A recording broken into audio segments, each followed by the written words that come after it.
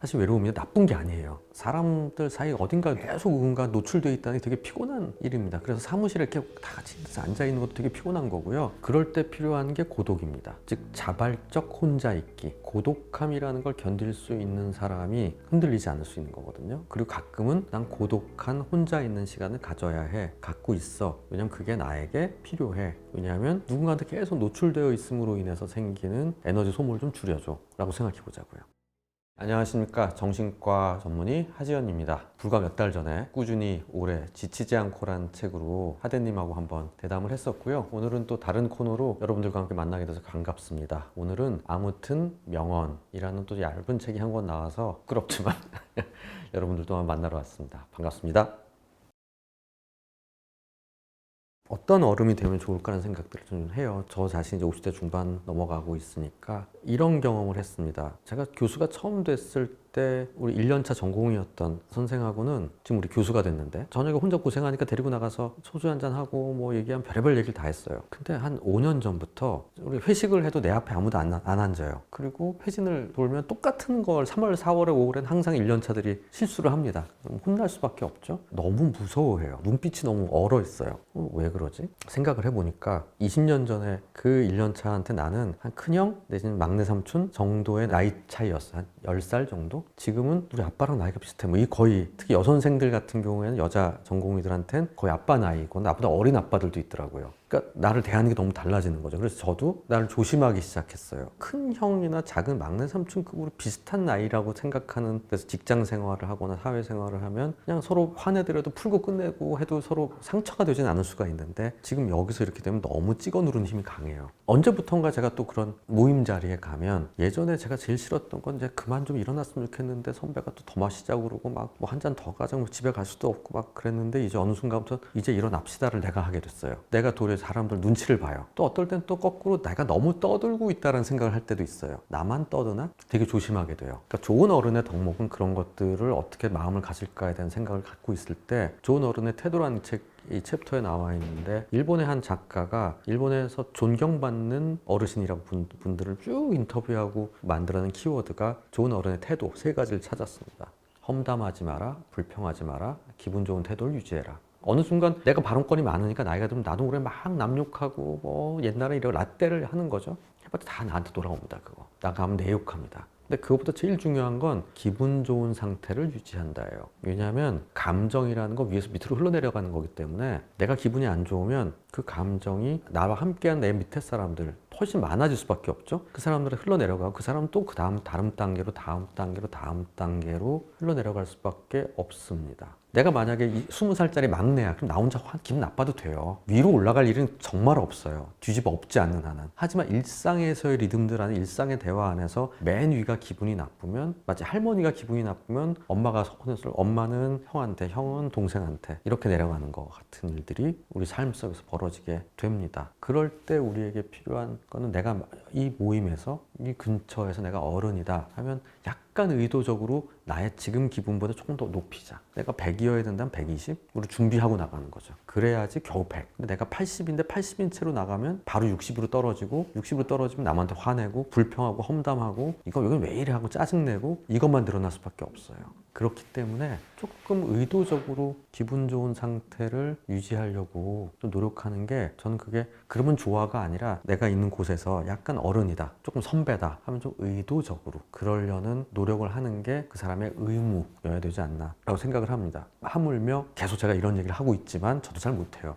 그럴 때가 있어요. 그럴 때가 있을 땐 어떨 때냐면 제가 지쳤을 때입니다. 피곤할 때입니다. 너무 배고프거나 못 자거나 그럴 땐 그게 잘 안 돼요. 그래서 저는 좀 잘 자고요, 잘 먹고요, 좀 그러려고 노력을 해요. 내지는 특히 어딘가 퍼블릭한데 내가 나를 노출시켜야 되는 곳에 갈 때는 내가 너무 급하게 여유 없게 가거나 쫓기듯이 가지 않으려고 해요. 그러면 나도 모르게 기분 나쁜 상태가 돼버려요. 그러면 그 내 감정이 다른 사람한테 표출돼요. 그로 인해서 생기는 문제들이 나중에 후회하게 되고 나를 자책하게 됩니다. 그럼 내가 나쁜 사람 같이 느껴져요. 그럼 막아야 되지 않겠습니까? 어르신들이 하는 말 곳간에서 인심 난다고 하잖아요. 인심이 필요하죠. 곳간이. 일단 그 인심이 먼저 필요한 게 아니라 곳간이 먼저 필요한 그런 부분들을 보려면 경제적인 여유가 꼭 필요하다는 걸 떠나서 좀 잘 먹고 잘 자고 일단은 그런 게 필요하고, 그럼 이제 기분을 조금 더 의도적으로 좋게 유지하려는 노력이 우리에게 필요하다는 생각, 이 아무튼 명언이란 책의 한 챕터 뒷부분의 챕터에서 쓰고 있는 이야기입니다.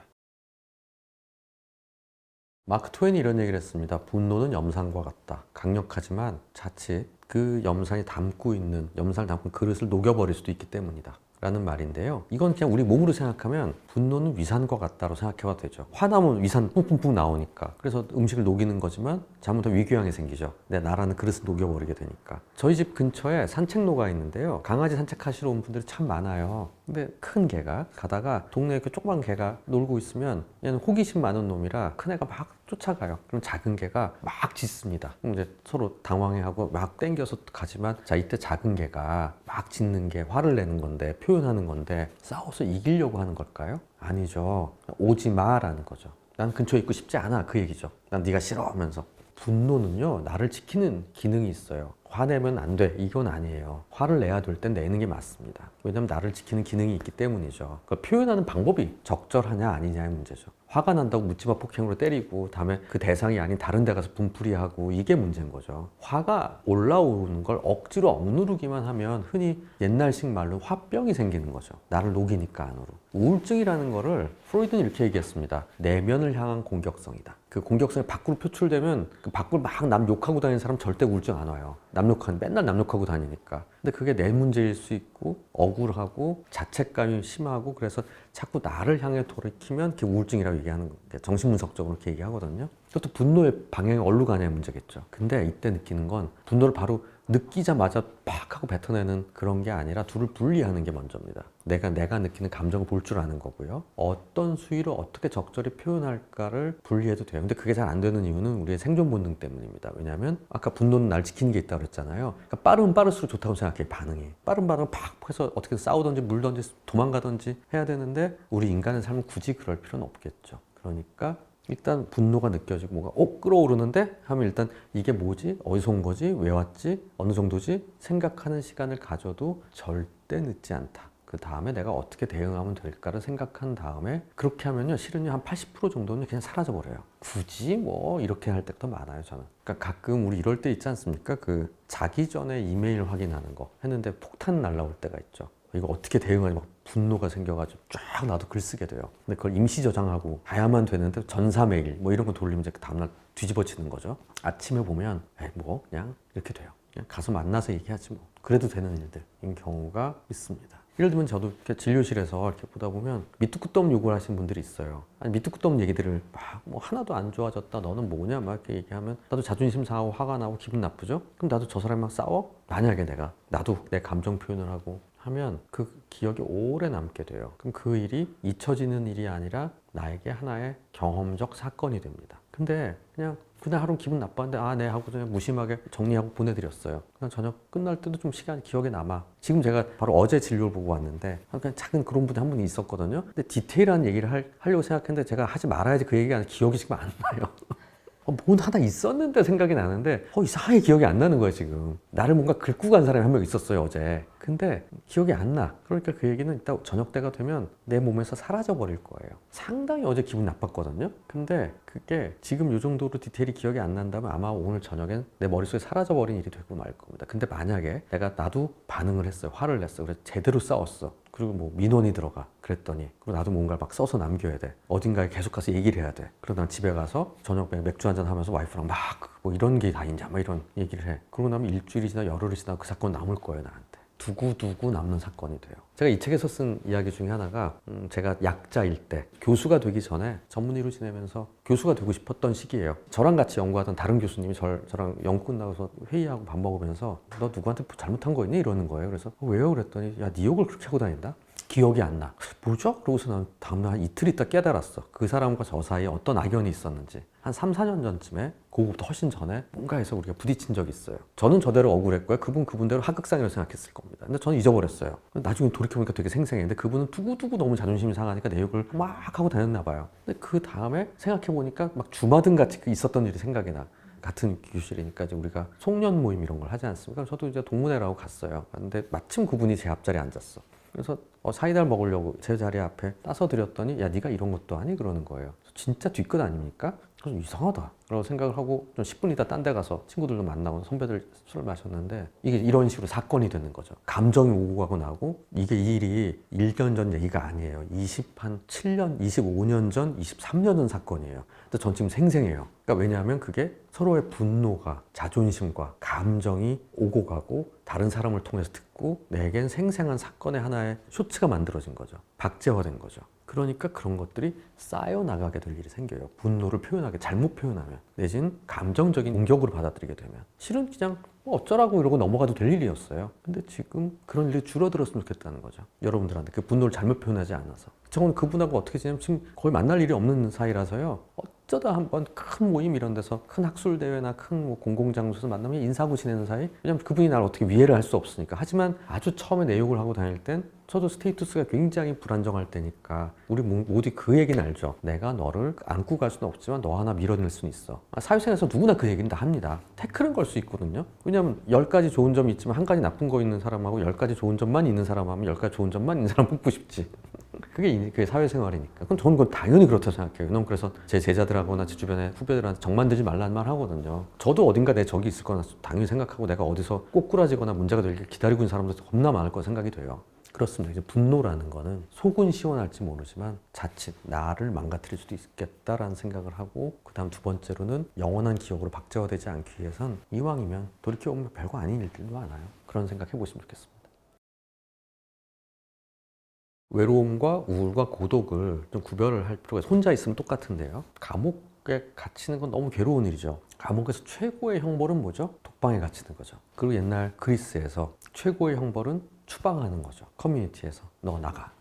인간은 어떻게 보면 함께 지내게 만들어져 있는 존재 같아요. 그래서 신영복 선생님은 사람인자, 사이간자를 얘기하면 사람인 걸어간 형상이라고 하면서도 서로 서로 기대고 있는 거야. 사실은 이렇게 만든 거야 라고 얘기를 하시기도 했습니다. 그래서 우리가 외롭다라고 느끼는 것을 되게 두려워해요. 그래서 영국에서 외로움부 장관 이런 걸 만들어 외로움이 고독사를 만들고 막 이런 얘기를 하는데 저는 어떨 때 외로움이 또 외롭다고 느끼는 것도 좋은 것 같은데 라는 생각이 들 때가 있어요. 우울하면 누가 다가와서 밥 먹자는 것도 싫어요. 에너지가 들거든요. 우울할 때는 동굴 속에 숨는 것 같은 느낌이 듭니다. 그냥 혼자 조용히 있는 게 제일 좋아요. 왜냐면 에너지가 모자라니까 내가 에너지를 좀 보충하고 싶은데 나가는 비용이 싫어요. 근데 반면 외로움을 느낄 땐 어떻죠? 누가 나 좀 만났으면 친구한테 연락해볼까? 얘 괜히 바쁘지 않을까? 아유 바쁠 거야 하면서 혼자서 막 외로움을 타죠. 그러면서 나 바쁜데 거절당하면 되게 상처받고 나라는 사람이 있을 때 어떤 감정은 내가 어떤 방향으로 움직일까를 얘기해 줍니다. 근데 우울은 후진기어예요. 뒤로 쭉 빠져서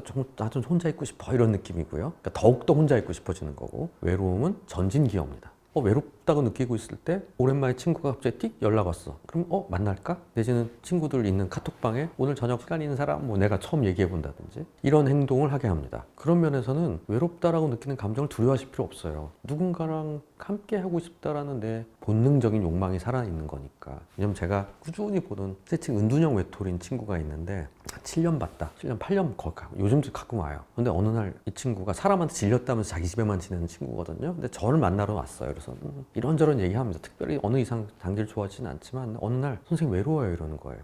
그러니 어떻게 하냐? 안 됐다 이 얘기가 아니라 와 너 진짜 잘 됐다 그랬어요. 네가 지금 외로움 느끼는 거는 너무 좋은 거라. 드디어 네가 네 마음 안에 외로움이라는 걸 느끼는 게 생겼구나. 우리가 요즘 하는 말로는 연애 세포가 아직 살아있네요 라고 얘기하는 거 비슷해요. 그러니까 혼자 지내는데 익숙하다가 나도 연애 좀 해볼까? 아니면 누구랑 좀 썸 타는 사이가 돼서 나도 저 사람 그립기도 하고 만나고 싶기도 하고 어떨 때 그 사람 없으면 내가 외롭게 느끼네? 그러면서 우리 흔히 얘기하죠. 아직 나 연애 세포 안 죽었나 봐 이런 얘기하는 게 사실 외로움이 나쁜 게 아니에요. 그래서 우울함과 외로움 그렇게 구별해 보시면 좋고 우리 가끔 그럴 때 있지 않습니까? 백화점에 가거나 쇼핑몰에 한 2-3시간 있다 오면 이상하게 피곤해요. 왜냐면 저는 사람독 이런 얘기해요. 사람 많은 데 갔다 오면 피곤해.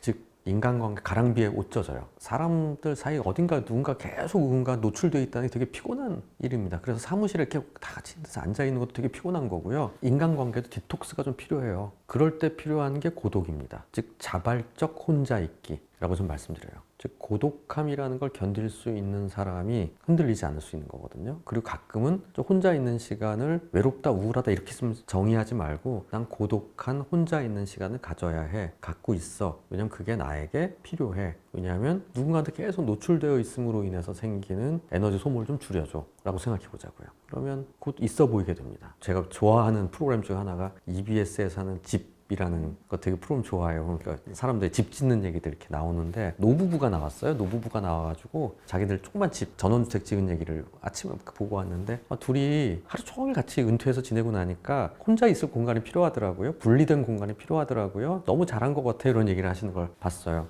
실제로 그렇거든요. 그게 둘이 싸워서 각방 쓰는 게 아니라 서로 간에 고독의 시간이 필요한 거죠. 그게 사람 지치지 않게 해주는 면도 또한 있는 거죠. 그런 면에서 고독이라는 걸 바라보시면 좋을 것 같아요. 우울, 외로움, 고독 이렇게 한 줄로 쭉 세워서 볼 수 있을 줄 알면 혼자 있음에 대한 것 또한 함께 하는 것에 대한 내 나름의 기준이 만들어질 거라고 생각합니다. 우울, 외로움, 고독에서도 말씀드렸지만 인간관계를 한다는 건 에너지가 필수적으로 들 수밖에 없어요. 챙겨주고 서로 반응해주고. 근데 그때 우리가 꼭 생각해야 되는 1대 2대 7의 법칙이라고 저는 말씀드려요. 최근에도 제가 바라던 직장에 들어간 친구랑 진료하고 상담을 하는데 한 석 달 되니까 조금 이렇게 엇나가는 선배가 한 번 생긴 거예요. 뭔가 좀 안 맞아 둘이. 상극이야 좀. 그러니까 서로 커뮤니케이션 하면 그건 아닌데 하고 팍 잘리고 막 이런 게 생겨서 되게 불편해해요. 그래서 꽂힌 거죠. 이분하고 어떻게 하면 내가 사이를 좋아지게 할까. 이때 해줬던 말도 1대 2대 7의 법칙입니다. 왜냐면 자기는 인정받고 싶고요. 모두가 날 좋아했으면 좋겠고요. 좋은 평가받고 싶고요. 그리고 상사들이나 선배들이 다 예뻐해 주길 바래요. 저 사람 당연하죠. 근데 저의 경험으로는 1대 2대 7의 법칙이라는 게 존재한다고 생각하면 마음이 편해져요. 여기서 1은 한 10명에 1명은 나랑 안 맞는 사람이 있다. 2는 나랑 10명에 2명은 나랑 참 잘 맞는다. 참 즐겁다. 이 사람들하고 떠들고 얘기하고 밥 먹고 얘기하는 덕분에 내가 직장에 다닌다. 7은 7명은 날 모른다. 무관심하다. 자기 생활하느라 바쁘다. 라는 얘기입니다. 첫 번째는 7명에 대한 얘기부터 하면 우리 10명이 다 나를 알 거라고 제발 생각하지 마세요. 사람들은 당신한테 관심이 없어요. 7명은 누구더라? 뭐 이런. 아 맞아. 뭐 김대리 있지? 누구누구 씨? 뭐 이 정도로 아는 거죠.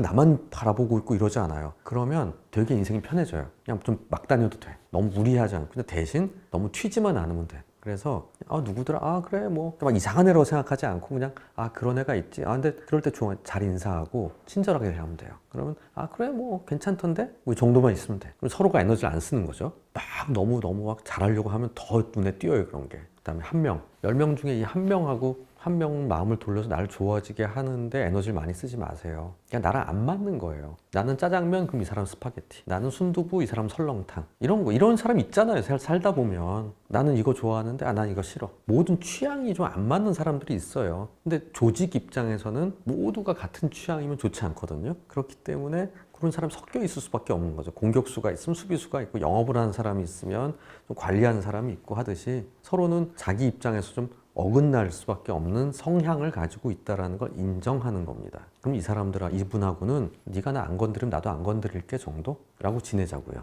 그리고 서로가 서로에게 그냥 쓸모 있는 존재 정도. 만약 이분이 위면 안 맞는데 쟤 저거 잘해. 이 정도만 보여주면 딱 좋아요. 쟤는 엑셀 잘해. 뭐 쟤는 영어를 잘해.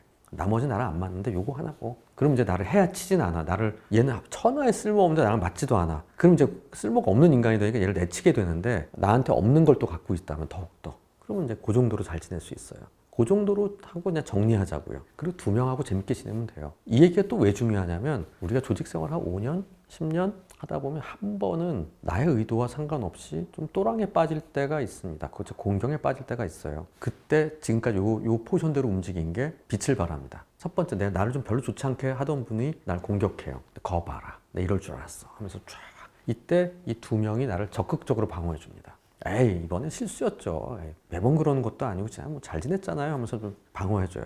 그럼 이때 7명은 나에 대한 평판을 가지고 있습니다. 내가 너무 셀피쉬하게 굴거나 너무 나만 보거나 막 너무 또 많이 무시하고 지내거나 그랬으면 그 한 명에 붙겠죠. 근데 그냥 아주 나쁜 애도 아니고 좋은 애도 아니고 그냥 근데 좀 좋은 쪽에 좀 더 가까운 무난하네, 무던하네 라는 평판이 있으면 에이 설마 라고 생각을 합니다. 그럼 그 9명이 뭉치면 최소한 이 한 명이 고립되면서 내가 퇴출되는 일은 벌어지지 않아요.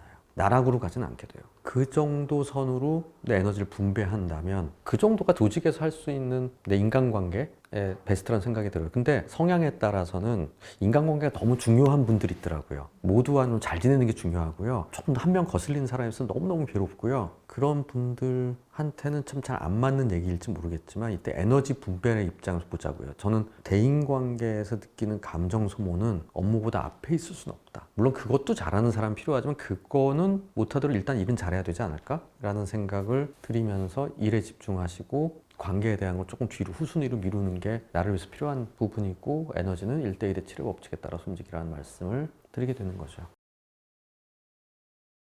제가 실은 아시는 분은 좀 아시겠지만 25권 정도의 책을 냈습니다. 얼추 한 1년에 한 권, 1년에 2권 낼 때도 있고요. 또 한 1년에 한 150권 정도의 책을 읽어요. 책을 보다가 이 글 참 좋다. 특히 이제 여러분 우리 경제경영서나 이런 거 보면 챕터 딱 시작할 때 멋진 말 하나 나오는 거 있죠. 누구는 이렇게 말했다. 그 챕터의 전체적인 분위기를 얘기해 주는데 그때 되게 마음에 드는 게 있을 때가 있어요. 하물며 어떨 때는요. TV 드라마를 볼 때도 있습니다. 크리미널 마인즈라는 미국 드라마가 있는데요. 그걸 보다 보면 딱 처음 시작과 마지막이 경구로 시작해요. 키에르 케고르는 이렇게 얘기했다. 이러면서 은근 멋있어요. 그래서 보다가 멈추고 막 글을 쓰기도 하고 사진을 찍기도 했습니다. 그래서 막 모았어요. 왜 모으냐면요. 제가 글을 쓸 때 일단 저는 글을 한 챕터는 쭉 달려나가야 된다고 생각을 합니다. 흐름이 끊어지면 좀 재미가 없어요. 고기 구워 먹을 때 흐름 끊어지면 김새듯이 글을 쓸 때도 쭉 한 챕터는 한번 쭉 씁니다. 내 의식의 흐름에 따라서.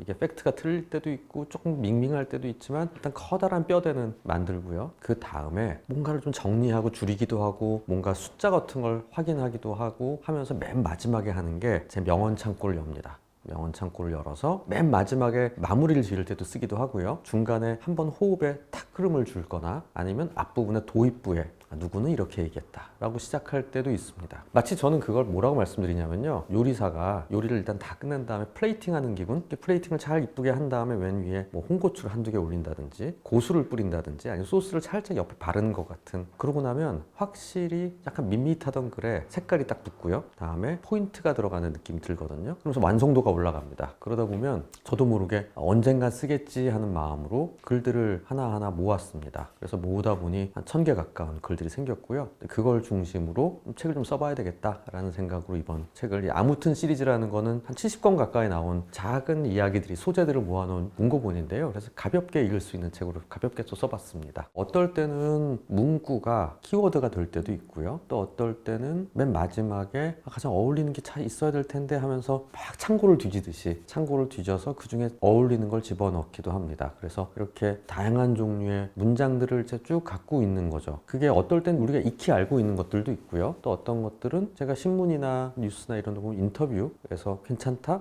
이 사람 이 말 참 좋네? 라는 말이 있을 때도 있고요. 또 TV를 보면서 예능 프로그램 같은 거에서 짤 같은 거 다니잖아요. 짤 중에서도 굉장히 흥미로운 게 있을 때가 있어요. 모 배우가 라디오스타에 나와서 전 돈은 되게 많은데 사람들이 아무도 몰랐으면 좋겠어요. 정말 공감 가지 않습니까? 그거? 뭐가 가진 게 많아지면 사람들이 쳐다보고 그것 때문에 막 고라파지는데 아무도 모르는 채 돈만 많으면 좋겠다. 그게 되게 와닿는, 사실 갖고 있는 말들이 굉장히 많잖아요. 그 안에 담고 있는 게. 그러니까 많은 사람들이 공감을 하는 거죠. 그것이 문장 자체가 들어가기 위해 사용하는 것도 있지만 제 생각을 압축적으로 보여주는 데도 도움이 돼요. 그러니까 이순재 배우님이 80, 90 넘어가서 자신의 연기 생활과 삶의 철학에 대한 얘기를 하는 인터뷰에서 이런 얘기를 합니다. 조금 손해보면 사는 게 낫더라. 우리는 좀 아둥바둥하며 살고 있는데 오랫동안 자기 업력을 갖고 계신 분들이 내가 그동안 어떻게 여기 살아남았지? 끝까지 쥐고 놓지 않았기 때문에 여기까지 왔어. 이게 아니라 살짝 손해보고 조금 모자란 듯이 지내는 게, 그게 지금까지 돌아보니까 그게 비결인 것 같아요 라는 말이, 우리도 어떻게 보면 오랫동안, 물론 파이어를 우리 원하기도 하지만 또 한편으로는 이왕이면 한 80살까지 건강하게 내 일을 하면 더 좋지 않겠습니까? 그럴 때 필요한 머릿속에 작은 메시지, 저는 그런 것들도 갖고 다니면 참 좋겠다는 생각이 들어요. 그런 면에서 전 제 글에도 쓰기도 하고 제가 모아놓기도 합니다. 제가 청소년들하고 얘기하거나 환자분들하고 얘기할 때 직접적으로 이렇게 하세요 라고 얘기하면 안 먹힐 때가 많습니다. 너무 직접적이니까. 그러니까 아버지한테 대항하세요, 고민은 그만하세요, 이렇게 얘기하는 게 그냥 너무 직접적인 거예요. 그러니까 어떻게 보면 공격적이라고 들리고 너무 지나친 참견같이 느껴질 때가 있습니다. 그럴 때 이런 말이 있어요, 한번 생각해 보실래요? 라는 말은 상당히 중립적이고요, 저는 그냥 약간 비껴간단 말을 하는데 비껴가는 면이 있습니다. 물론 그게 옛날 어르신들이 막 속담 이런 거 얘기하면서 좀 고리타분한 얘기하시는 것도 사실 그런 면이 있을 수는 있겠지만 상징과 비유를 얘기한다는 건 직접성에서 벗어난다는 면에서 상당히 안전해요. 그런 면에서 뭐 예를 들면 너무 걱정만 하고 불안해서 아무것도 못 하시는 분, 생각만 너무 많아지는 분, 저는 그런 정말 많이 보겠죠, 제가. 그런 분한테 칼 로저스라는 사람이 이렇게 말했습니다. 걱정은 흔들의자와 같아요. 흔들의자와 같아서 계속 그 안에 앉아있으면 흔들흔들 하고 있어서 뭔가 움직이는 것 같지만 아무 데도 가지 않습니다. 라고 얘기했대요. 한번 상상을 해보실래요? 라고 말하는 거죠. 흔들의자 위에서 흔들흔들 하고 있으면 뭔가 내가 하고 있는 것 같죠. 근데 그걸 비주얼라이즈 하는 거죠. 시각화를 해보면 바로 떠올라요. 아, 내가 지금 뭔가를 하고 있는 듯한 착각은 하고 있지만 실천하고 있는 건 하나도 없네? 제가 만약 고민 그만하시고 지금 뭐라도 하세요. 그건 집에서 엄마한테 맨날 듣던 말이에요. 근데 그걸 비주얼라이즈 하면 그래, 그런 거네? 라는 생각을 떠올릴 수 있습니다. 그리고 한 문장으로 구성돼서 외우기도 쉬워요. 근데 그때 내가 제일 그 다음에 그날 뭐 다음날 또 바뀌진 않겠죠. 그래서 제가 가장 보람을 느낄 때는 한 몇 달 후에 이분이 문득 얘기해요. 교수님 그때 그 얘기하셨죠? 그러면서 그거 기억나세요? 그러면 제가 제 친구한테도 얘기했어요. 그래요. 기억하고 있다 내 것으로 하고 친구한테 조언을 해주면 진짜 내 거가 된 거죠. 진짜 그걸 행동하든 안 하든 조금씩 바뀔 수가 있는 한 문장이 갖는 힘이라는 게 참 크구나라는 걸 느낄 수 있었습니다. 그러니까 의사들의 직업은 걱정하는 게 직업입니다. 예를 들면 저랑 상담하는 10대, 20대가 죽어버릴 거예요라고 얘기하고 집에 가면 걱정되죠. 다음 주 와야 되는데 괜찮아질까? 입원해 있는 환자들 안 좋으면 걱정이 되죠. 자, 어떤 잠이 안 오죠. 아슬아슬한 느낌들을 갖는 사람들을 어떻게 집으로 돌려보내면 무섭습니다. 근데 내가 어떻게 통제할 수 있는 게 아니니까. 또 내 애들도 마찬가지고 우리 가족도 마찬가지죠. 이 걱정이라는 거는 우리에게 필요합니다. 적당한 수준의 걱정은. 그거를 이제 뭐라고 말씀드리냐면 우린 동물이 아니라 인간이기 때문에 적당한 걱정을 하는 거고요. 그렇기 때문에 비가 올 확률 70%는 우산을 들고 나가는 거죠. 시험이 3일 남았는데 내가 좋아하는 축구가 있다. 보면 안 되죠. 시험 못 볼까 봐 걱정되니까. 그런 게 우리를 지켜주는 면이 있어요. 근데 다만 그 걱정이 과할 때 문제가 된다는 건 잊지 말자고요. 전 그런 면에선 이 걱정은 보험 같은 거라고 생각해 보시면 어때요? 라고 상상을 해보시라고 합니다. 우리가 가지고 있는 시간과 에너지는 유한한데 너무 걱정이 많은 거는 보험을 너무 많이 들고 있는 것 같은 거? 내가 만약에 200만 원을 버는 사람인데 저축성 보험 말고 그냥 예를 들면 상해보험, 실비보험 내지는 큰일이 벌어질까 그냥 돌려받지 못하는 보험금을 무서워서 사고가 날까봐 아플까봐 불이 날까봐 막 이것저것 들다 보니까 한 100만 원 내고 있어. 그럼 난 100만 원으로 살아야 되는 거죠, 한 달을. 너무너무 괴로운 거죠. 50%를 걱정에 쓰고 있는 거죠. 일어나지 않을 일에 대해서. 그런 생각이 들어 친구한테 전화해서 물어봤어요. 제 친구 라이프라이너 하는 친구가 있어서 야, 보통 너 상담할 때 뭐 200만 원 버는 사람한테 보장이 크고 좋다고 해서 100만 원짜리를 권하진 않을 테니까 되게 인컴의 몇 퍼센트를 정도로 권하니? 라고 했더니 일반적인 컨센서스는 8% 정도라고 한다고 해요. 저는 한 5%길 바랐는데 8%더라고요. 8% 적지 않은 돈 같아요. 200 버는 사람이 16만 원 내는 건데 뭐 이렇게 생각이 들긴 했는데 저도 한 그쯤은 어떨까라는 말씀 드리는 거예요. 왜냐하면 젊은 친구들 중에 가끔 그럴 때 있지 않습니까? 제주도나 이런 데 놀러 가서 렌터카 빌려서 놀 때 차 빌리는 하루에 5만 원 이렇게 돼 있는데 보험 3만 원. 그럼 갑자기 보험이 막 너무 아깝게 느껴지는 거예요. 야, 내가 조심해서 운전할 테니까 우리 보험 없이 타자! 이래가지고 진짜 책임만 딱 들고 나머지는 하나도 없이 타다가 사고 나면 정말 몇백만 원을 물어야 될 때가 있죠. 왕왕 봅니다, 제가. 근데 그런 무모함이 있는 청춘이 있지만 우리 삶에서 아무 걱정 없이만 하려고 하는 거라면 8% 정도? 걱정이라 머릿속에 그냥 외우자고요. 그리고 나머지는 오늘을 위해 쓰자. 오늘 시간과 에너지를. 왜냐하면 걱정은요, 특히 젊은 분들한테는 그 정도로 그냥 막아버리는 게 좋아요. 제 나이에는 걱정해야 될 사람들이 많습니다. 제 아이도 내가 걱정해야 되고 내 부모님도 걱정해야 되고요. 내가 하는 일에 대해서 저는 걱정할 게 많은 나이예요. 하지만 여러분들이 혹시 2030이다. 그렇다면 본인에 대해서 집중하세요. 그다음 나라, 미래, 세계 평화, 그건 좀 줄이세요. 그건. 나와 내 삶, 건강함, 나에 대한 생각들 집중해서 거기에만 하는 것도 충분하다라는 생각을 갖고 걱정을 좀 제한하는 거. 그게 안전을 도모한다기보다는 오늘 나의 만족을 위한 에너지를 투자하는 데 필요하기 때문입니다. 그렇게 생각해 보시면 어떨까 싶어요. 예전에는 진짜 파워제이에 가까웠던 것 같아요. 저는 이제 교수는, 의사이자 교수는 한 1년에 한 번 정도 이제 좀 멀리 해외 학회 같은 게 가는 게 사실은 휴가 같이 가는 겁니다. 그러면 뭐 좋은 도시에 가니까 학회 기간 뭐 2, 3일 빼면 나머지 기간 어딜 가면 좋을까를 정말 그걸 두세 달 전부터 막 검색해보고 찾아보고 하는 게 진짜 인생의 즐거움이었어요. 근데 막상 가보면 어떤 일이 벌어지냐면 다 못 가요. 그다음 내가 찍은 사진은 거지 같아요. 그 블로그에서 봤던 사진보다 훨씬 후져요. 그냥 내 얼굴이 나온다 그 빼고는 없어. 그리고 항상 만족스럽지가 않더라고요. 요새는 어떻게 지내냐면 숙소만 예약합니다. 조금 갈수록 저는 좋은 데서 자야 되는 것 같아요. 잠이 중요해요. 그래서 그냥 숙소를 한 2번 정도 옮기는 거로 잡고, 그리고 가는 비행기에서 볼 세계로 뭐 이런 거 하나 사요. 한 권 더 사는 게 뭐냐면 거기서 오래 살았던 사람이 쓴 에세이, 개인적인 글 쓴 거, 이런 것들을 한두 권 정도 이렇게 가져가서 비행기에서 좀 보면서 마음에 드는 거 즉흥적으로 갑니다. 그러면 좋은 점은요, 나 거기 갔어야 되는 거에 미련이 없어요. 되게 좋더라고요. 너무 많이 알고 가면 다 후회스러워. 근데 모르고 가면 나는 내가 보려고 했던 것만 봤으니까 저는 굉장히 만족스러워요. 진짜 모순적이죠. 실은 그런 것 같습니다. 우리는 모두 J와 P 사이 어딘가에 있는 것 같아요. 즉흥적이기도 하고요, 살짝 계획적이기도 하고요. 거기에 비해서 저는 글을 쓰거나 하면 장기간으로 가는 플랜에 대해서는 좀 J에 가까운 사람 같아요. 저는 이제 이런 책 쓸 때도 엑셀표에 정리해서 공정표를 만들어서 하나씩 써가는 그런 타입입니다. 하물며 주제 쓰고 여기엔 사례가 하나 들어갔고 실험이 하나 들어갔고 그런 뭐가 들어갔고 다음 이거 몇 면데 언제 썼어, 이런 것들을 쭉 하나씩 써 나가는 게 제 즐거움 중에 하나예요. 하지만 뭐 먹을 걸 먹거나 어딜 갈 때는 상당히 즉흥적이기도 합니다. 어느 한쪽에 극단적으로 치우치지는 않는다는 생각을 해요. 오타니 쇼헤이도 그렇듯이 지금 그 사람 플랜의 상당수가 정말 말도 안 되는 만화적인 게 많이 이루어졌고 했지만 어떤 거는 훨씬 빨리 이루어진 것도 있고요, 어떤 건 이루어지지 못한 것도 있죠. 그렇다고 해서 오타니 쇼헤이가 가슴 아파할까요? 그러진 않을 것 같아요. 넌 다 계획이 있구나. 그 유명한 게 기생충에 나오는 아빠가 아들을 보고 얘기한 거였죠. 정말 그게 계획대로였나요? 쭉 보시면 정말 즉흥적이었죠. 의외성을 가지고 일어난 일들이 모였는데 너무나 초창기에 영화 1시간 반까지 갔을 때는 아빠가 보기에 와, 넌 다 계획이 있구나라는 감탄을 할 만한 일이 벌어졌지만 뒤에 20분은 어떻습니까? 그 계획이랑은 다 빠그라지죠. 그것도 계획이었을까요? 그건 아닙니다.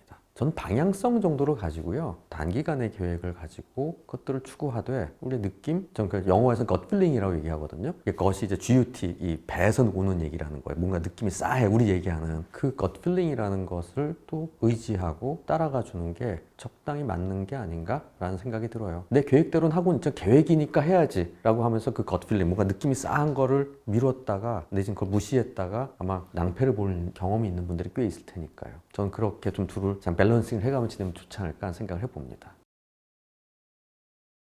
제 책에는 제가 코테이션한 명언도 있지만 하다 보니까 내가 잘 쓰는 문장들도 몇 개가 들어가 있습니다. 그 중에 하나가 계획에 따라 운동하시고 기분에 따라 운동하지 마세요 라는 말씀을 드립니다. 저는 이제 주로 우울증, 불안장애 이런 분들을 많이 보니까 여러분들은 상상이 안 가시겠지만 모자 푹 눌러서 마스크 쓰고 이렇게 추리닝 입고 오신 환자분이 선생님 저 2주 만에 처음 나왔어요 라는 분이 은근 있어요. 그럼 이제 제가 하는 거는 뭐 마음에 어릴 때 무슨 일이 있었나 이걸 떠나서 제발 하루에 한 번 나가세요. 햇볕 좀 쐬세요. 30분 산책합시다. 피트니스 가세요. 뭐 이 등등의 얘기를 해서 그걸 실천시키기가 너무 어려워요. 왜냐하면 오늘은 기분이 별로라서요. 기분이 좋은 날은 오지 않거든요. 도리어 나가서 움직이면 기분이 좋아지죠. 그러니까 계획에 따라서 움직이자, 기분에 따라 움직이지 마라 라는 말을 드리는 겁니다. 뭔가를 습관화할 때는요, 오늘은 기분이 내키니까 하고 오늘은 기분이 안 내키니까 안 해, 이러면 습관이 절대 안 만들어져요. 좋은 습관은, 나쁜 습관은 기분에 따라 움직이면서 너무 쉽게 만들어집니다. 술 마시는 거, 담배 피는 거, 쓸모없는 거 사는 거. 왜냐하면 나쁜 기분을 상쇄해 주니까, 그게 나쁜 기분을 조금 좋아지게 하니까 기분에 따라 그 행동을 하게 되죠. 하지만 우리를 전반적으로 좋게 해주는 운동, 야외 활동 이런 것들은 내 몸이 저항을 해요. 누워있고 싶으니까. 그래서 가능한 수준의 계획을 만들고 그 계획에 따라서 움직이는데, 그때 이 계획은 바프 찍는 거냐? 그게 아니에요. 그냥 하루에 한 번 30분 나가자, 아니면 집에서 이빨 닦으면서 스쿼트 10번 하자 같은, 이 정도는 나도 해. 내가 선생님 나를 우습게 하시네요 이렇게 얘기할 만한 거를 시키는 거죠. 그리고 하루 하면 다음날 하지 마세요 또 얘기해요. 하루 하면 그걸 통해서 다음날 안 할 수 있는 자유가 생기거든요. 바로 그런 식으로 일단 계획에 따라서 내 습관이 만들어지는 게 필요합니다. 그래서 어느 순간 안 하면 근질근질해요. 그 정도 내가 할 수 있게 되는 생각들이 만들어집니다. 그러고 나면 이제 기분에 따라서 와도 돼요. 어느 정도 알아서 돌아가는 루틴들이 만들어지고 나면 오늘은 별론데? 오늘은 다 하지 않아도 될 것 같은데? 오늘은 좀 몸이 무거운데? 하루 정도 쉬어가도 되는 거죠. 즉 순서가 기분이 좋아져야지 움직이죠가 아니라 움직이다 보면 기분도 좋아질 거야 라는 걸 믿어야 되는 거죠. 그래서 만약에 여러분들이 매번 나는 왜 이렇게 의지박약일까? 뭘 제대로 시작하는데 잘하지 못할까? 라는 분들을 보면 기분파인 경우가 많아요. 이분들에게 말씀드리고 싶은 게 계획에 따라 움직이시고 기분에 따라 움직이지 마세요. 이 단어를 꼭 머릿속에 담아두시기 바랍니다. 저는 솔직히 운동을 싫어하는 사람이에요. 운동을 좋아하는 사람은 아니에요. 젊을 땐 거의 운동하지 않았고요. 뭐 등산이나 가끔 친구들이랑 가는 거 외에는 거의 운동하지 않다가 이제 40대 중반 이후에 이렇게 살면 안 되겠다는, 실제로 살도 붓고 당도 올라가고 뭐 이래서 뛰기 시작하니까 재밌더라고요. 왜냐면 제 적성에 맞는 게 혼자 할 수 있고 아무 때나 할 수 있고 상대적으로 짧은 시간에 운동량이 나와요. 그래서 점점 느는 게 너무 신나가지고 러닝 앱도 깔고 막 이런 신발도 좋은 거 하나 사고, 신발을 좋은 거 사니까 속도가 날 수밖에 없고 기록을 하기 시작하는 대로 뛰다 보니 장단지가 뚝 하고 나가더라고요.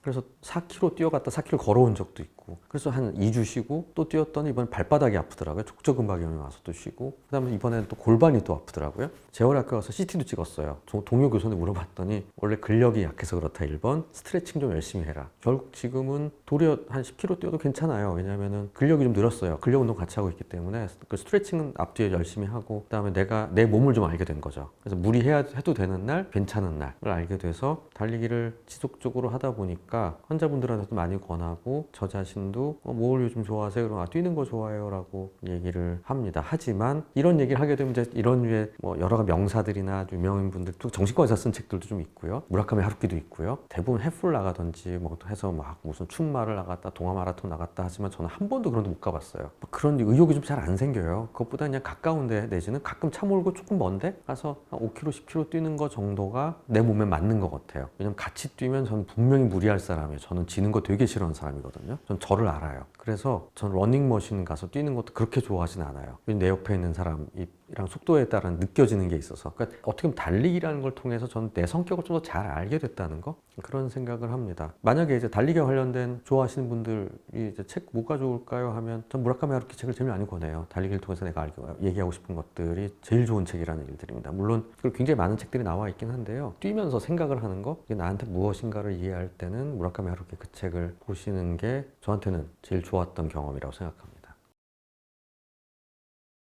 습관과 버릇은 사실은 같은 말이죠. 영어로는 habit이죠. 그냥 버릇은 나쁜 단어고요. 습관은 좋은 말 같아요. 나쁜 버릇, 좋은 습관. 나쁜 습관을 말도 쓰긴 하지만 좋은 버릇이란 말을 잘 안 하죠. 근데 결국 우리 뇌의 입장에서는 똑같습니다. 뇌의 길이 뚫렸다라고 생각해 보시면 돼요. 그러니까 그 행동을 하다 보니까 뇌에 신경망에 길이 뚫려서 자극만 오면 그 길로 가는 거예요. 우리 뇌에는 파이프들이 있는데 위에서 물이 내려옵니다. 그러면 어디로 갈까 생각해보면 제일 큰 파이프를 타겠죠. 거기를 갈 확률이 매우 높아지는 겁니다. 그럼 그 파이프는 언제 어떻게 만들어졌어? 많이 쓰니까. 그러니까 신경망은 그런 거예요. 안 쓰면 거기에 뭐가 쌓이고 점점 작아져서 어느 순간 없어지는 거고, 그 파이프로 신호가 갈 확률이 떨어지는 거죠. 그렇기 때문에 작심삼일이 되는 겁니다. 생각해 보시면 우리 연초에 결심 많이 하죠. 담배를 끊어야지, 야식을 안 먹어야지, 또 뭐 많이 하죠? 영어 공부. 근데 이 셋 중에 뭐가 더 어려우면 영어 공부 그래도 할 만한데, 야식 끊는 거, 담배 끊는 거, 술 끊는 거, 이런 것들은 어려워. 왜냐하면 하던 거니까. 이미 길이 뚫려 있어서. 길이 뚫려 있는 걸 막는 건 겁나 어려워요. 하지만 없는 길을 새로 만드는 게 상대적으로 쉬워요. 왜냐면 그 길은 우리가 가지 않은 길이니까.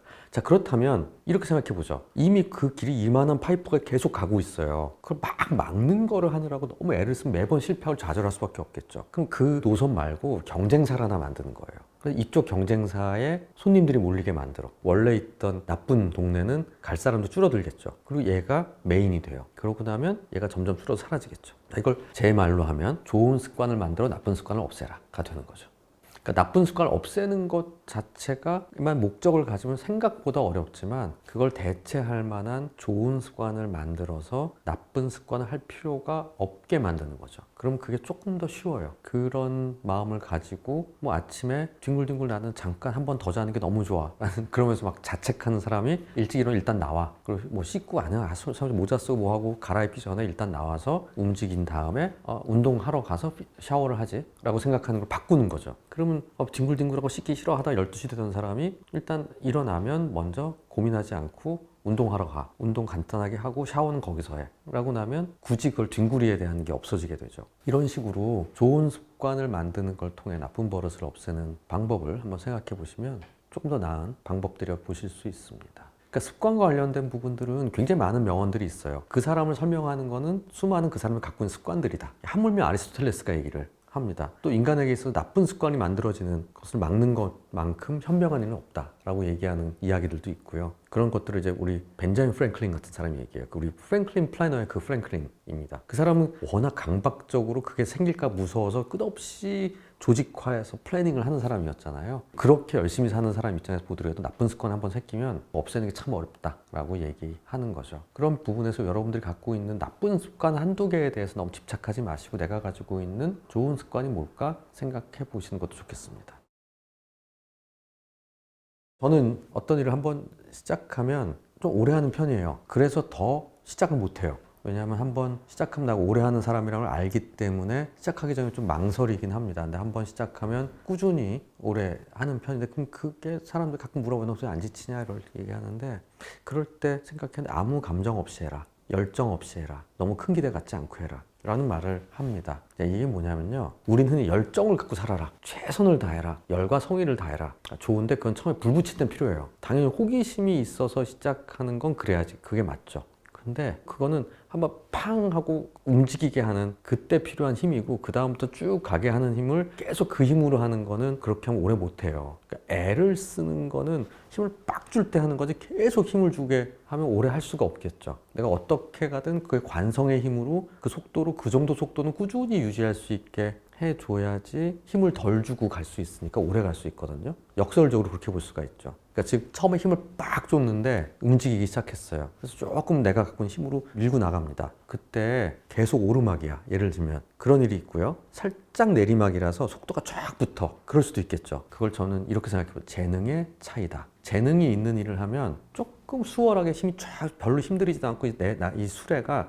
중중중중 나가요. 근데 이 재능이 없는 일은 자꾸 오르막이 있어요. 그래서 힘이 자꾸 들어. 근데 물론 그걸 딱 넘어가는 순간 또 괜찮아지는 일들도 있지만, 계속 오르막만 있는 일이라면 들이는 시간 대비 힘이 너무 많이 드는 일이니까 오래 하기 어렵죠. 전 그게 재능이라고 생각해요. 재능은 두 가지 정의가 있는데, 슬슬 하는데 중급까지 쉽게 간다. 두 번째는 이상하게 잘 깨우쳐진다. 그러니까 힘이 좀 덜 든, 수월하게 되는 거죠. 물론 재능만으로 모든 걸 할 수 있는 건 아니지만 어느 레벨까지는. 그 다음에 이제 환경, 노력 뭐 이런 것들이 쭉 다 어우러져야지 이제 엑셀런트해지는 건데, 그 전까지 이렇게 쭉 갈 수 있는 힘이 생기는 부분들을 그냥 해보는 거죠. 하다 보면 하는 거고, 그런 것들만 나이가 들면 남길 수 있는 것 같아요. 저 같은 경우도 뭐 사업 같은 데도 좀 참여해 본 적도 있고, 뭐 이런저런 것들을 해봤는데, 저는 논문 쓰고 막 사람들 한 수십 명의 연구원들을 모아가지고 막 큰 프로젝트를 따서 막 국가 연구하고 이런 건 재능 없는 것 같아요. 아예 안 해요, 저는. 근데 저는 혼자서 꼼지락꼼지락 하면서 글 쓰고 자료 찾고, 다음 출판사 재밌는 이번에 어떤 책이 재밌을까 생각하고, 전 그쪽이 훨씬 저한테는 잘 맞아요. 예를 들면 지금같이 이렇게 짧은 시간에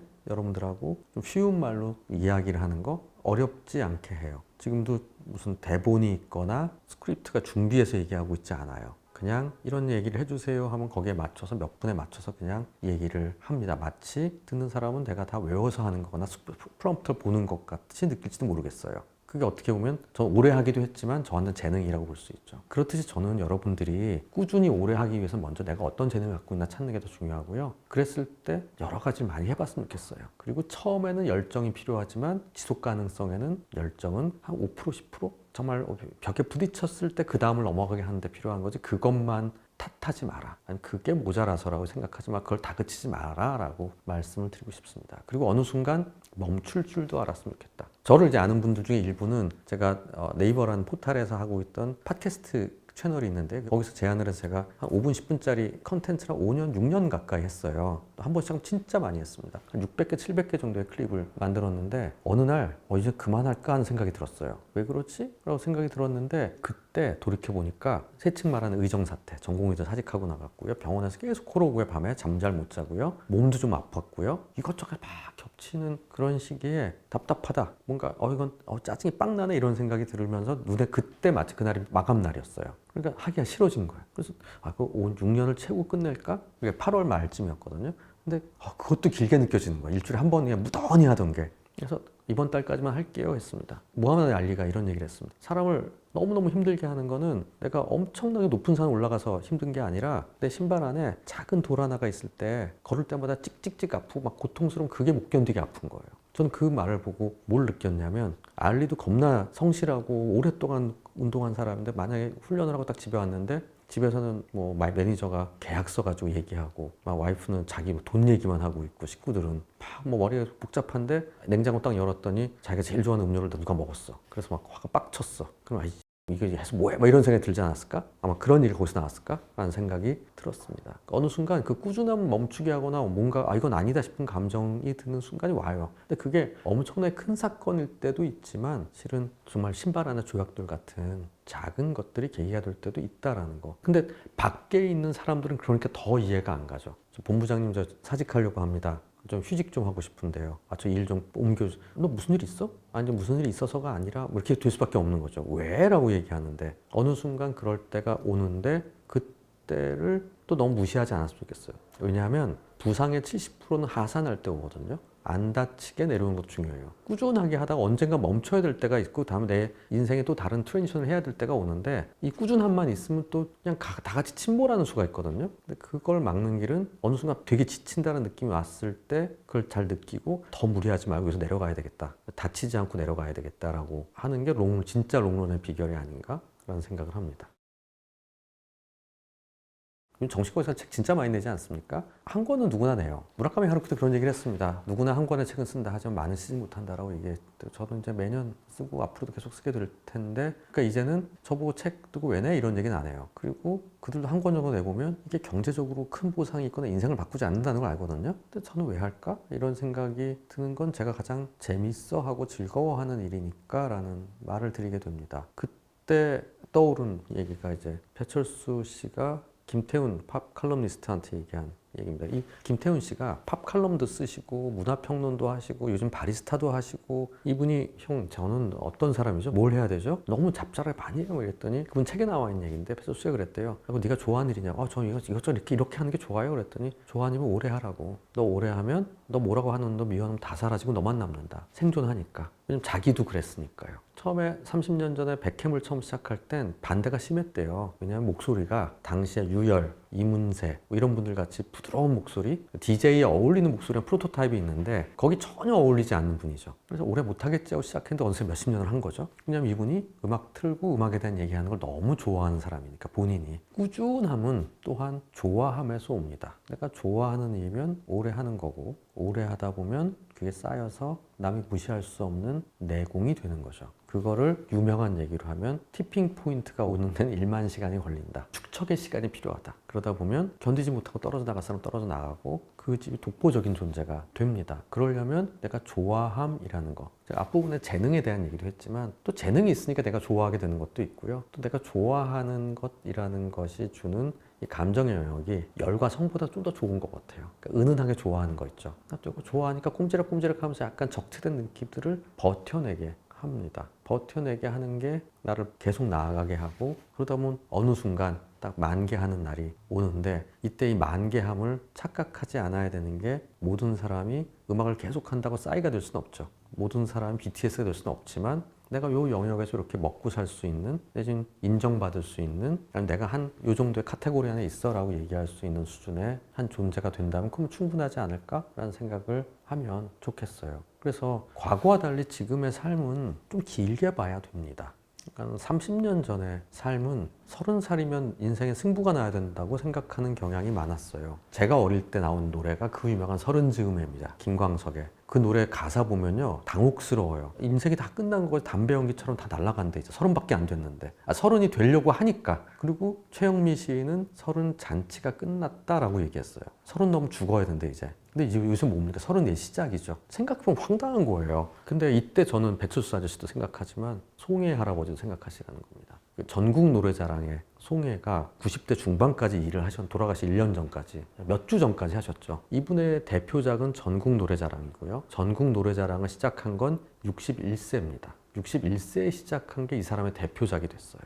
자, 생각해보세요. 앞으로 옛날 60세에 모든 게 은퇴가 되고 생활을 마무리할 때는 30대 전에 뭔가 끝나고 뭔가 승부를 내야 되는 게 맞다면 이제 90까지 살게 되는 세상을 바라볼 땐 조금 롱텀으로 관점을 가지고 차근차근 밟아 나가는 게 우리에게 필요한 마음가짐이라는 생각이 들어요. 만약에 많은 분들이 선생님 왜 이렇게 자꾸 쓰냐고, 25권 또 쓰냐, 왜 쓰냐, 가끔 그래요. 글쎄 될 때까지 써요. 될 땐 뭔데요?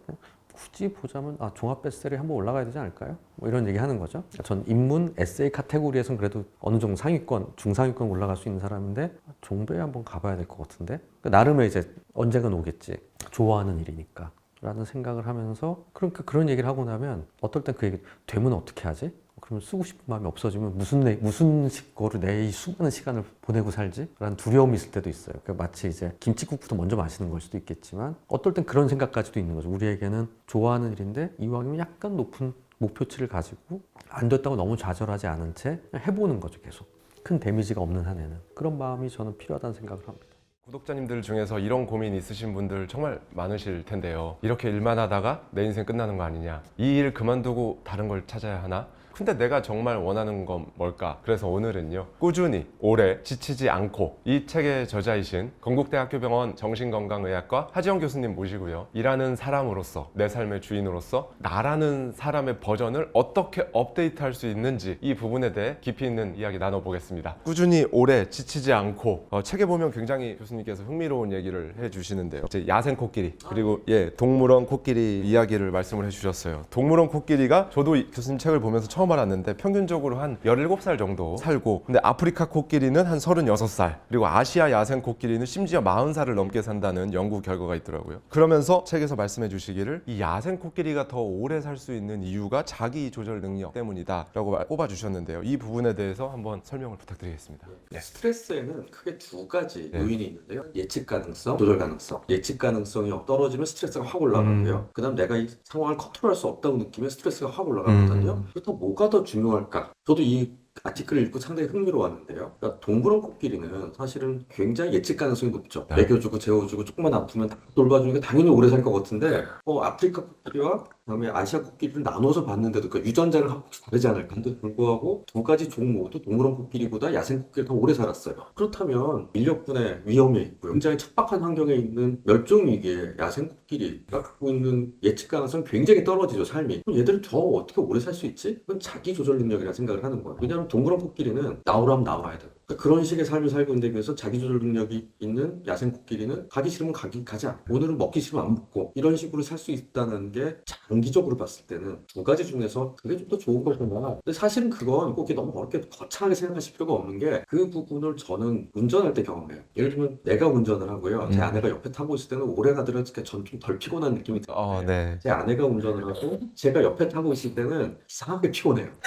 조수석에 앉아있으면 나 여기서 멈췄으면 좋겠는데, 차선을 바꿨으면 좋겠는데, 근데 제 마음대로 안 되잖아. 이상하게 피곤해. 원래 차를 타고 가는 동안 편해야 되는데, 그렇죠. 그게 내가 컨트롤할 수 없다라는 느낌이 주는, 많은 분들이 사실 일상에 경험하고 있을 거거든요. 맞습니다. 바로 그런 부분에서 작지만 내가 내 삶을 컨트롤하고 있다고 느낀다는 게 무척 중요하다. 그런 생각을 해보시면 좋을 것 같아요. 코끼리에서 자기 조절 능력, 내 인생을 내가 운전하고 있는가, 내가 컨트롤하는가, 또는 제가 구독자님들께 항상 많이 말씀드리는 건데, 내 인생의 육하 원칙을, 그걸 내가 정하는가. 보통은 내가 못 정하거든요. 회사가 정하거나 주위의 환경들로 인해 정해지기 마련인데, 그걸 내가 정하는 것과 연결이 돼 있고, 또 여기에서 이게 이렇게 딱 연결이 되는구나라는 거에서 굉장히 초반부터 굉장히 인사이트가 컸고, 왜냐하면 길고양이들은 굉장히 얼마 못 산다고 하더라고요. 교통사고도 많이 나오고 감염병, 집에서 기르는 반려묘 같은 경우에는 수명이 훨씬 길대요. 그래서 저도 당연히 동물원 코끼리가 훨씬 더 건강하고 케어받고 오래 살 줄 알았는데, 이런 결과가 나와서 의아했는데, 교수님 말씀 들으니까 한 번에 이해가 됐습니다. 그런데요, 사람에 따라서 내가 선택한다, 이거 자체를 오히려 스트레스로 굉장히 받아들이는 사람들이 있거든요. 이런 분들이 생각보다 굉장히 엄청 많으신 것 같아요. 이 부분에 대해서 교수님의 의견을 여쭙습니다. 사실 그렇기 때문에 하다못해 저는 직원 식당에서 그냥 먹는 게 좋아요. 매번 끼니를 고민하는 게 너무 싫어요. 뭔가 새로운 거에 대한 열려있는. 근데 그런 분들은 상대적으로 실패에 대한 타격이 좀 적어요. 그렇기 때문에 실패하면 그럴 수 있지? 그래서 남들에게 알려주는 게 좋아요. 새로운 경험들을 한다는 게. 기질적으로 타고나는 부분들이 있거든요. 근데 그거에 비해서 저 같은 분들은 도리어 매번 같은 걸 먹어요. 그게 정말 좋아서도 있지만 네. 새로운 것을 시도했다가 실패했을 때 맞아요. 아픔이 좀 커요. 그렇기 때문에 가급적 신중해요. 그러니까 이 두 부류의 사람들이 타고나게 있는 그걸 한 6개월쯤부터 할 수 있어요. 그러니까 애기들이 6개월 있을 때 처음 이유식 시작하잖아. 그러면 이렇게 해서 눈으로 먼저 보는 애들이 있고요. 입이 네. 먼저 나온 애들은 일단 먹어봐. 눈이 먼저 나온 애들은 이게 먹어본 건지 아닌 건지 눈과 코로 일단 보고 안심이 되면 그때 입이 나와요. 아, 그게 타고난 기질적인 면도 작용을 하는군요. 그래서 얘네들이 유치원에 가거나 놀이터를 나중에 음. 가면 가가지고 친구 장난감 막 집어오고 막 새로운 거 막 다 기어 올라가는 애들과 아주 안전하게 자기 것만 갖고 노는 애들도 좀씩 달라요. 이런 식으로 우리의 기질이라는 거는 좀 타고나게 갖고 있는 한 40% 정도 영향을 미치거든요. 좀 신중한 친구들은 좋게 말하면 신중, 나쁘게 말하면 좀 소심. 그다음 이쪽은 좀 적극적이거나 무례하거나 아니면 활기차거나 라고 볼 수 있는데 그렇기 때문에 매번 내가 선택해야 되는 게 이 신중한 친구들한테는 다소간의 스트레스가 될 수 있겠죠. 새로운 선택을. 뭐 책에 꾸준히 오래 지치지 않고 책에 다 써주셨습니다만은 한 40% 정도 기질적인 성향이 작용을 한다. 근데 또 반대로 얘기하면 교수님, 타고나는 거는 절반이 채 안 된다. 그렇죠. 그게 중요하고 예. 성격이라는 거는 네. 대개 한 20대 초반, 20대 초중반 정도가 완성이 된다고 보거든요. 그렇기 때문에 30살 넘어서 벌어지는 일들에 대해서는 성격에 타격을 그렇게 주진 않아요. 하지만은 대개 지금 말씀드린 40%와 60% 정도, 60%가 환경에 의해서 어떤 경험을 했는가가 영향을 미치게 됩니다. 하지만 이 40%가 기본 내 베이스이기 때문에 네. 저는 이런 얘기들을 드려요. 순방향과 역방향. 그러니까 뒤에서 오는 등바람을 맞고 가면 훨씬 수월하게 가죠. 앞바람을 맞으면서 가면 확실히 조금 더 힘들죠. 그러니까 내 기질에 맞는 환경에 있으면은 순방향인데 조금 편하게 스무스하게 갈 수 있고요.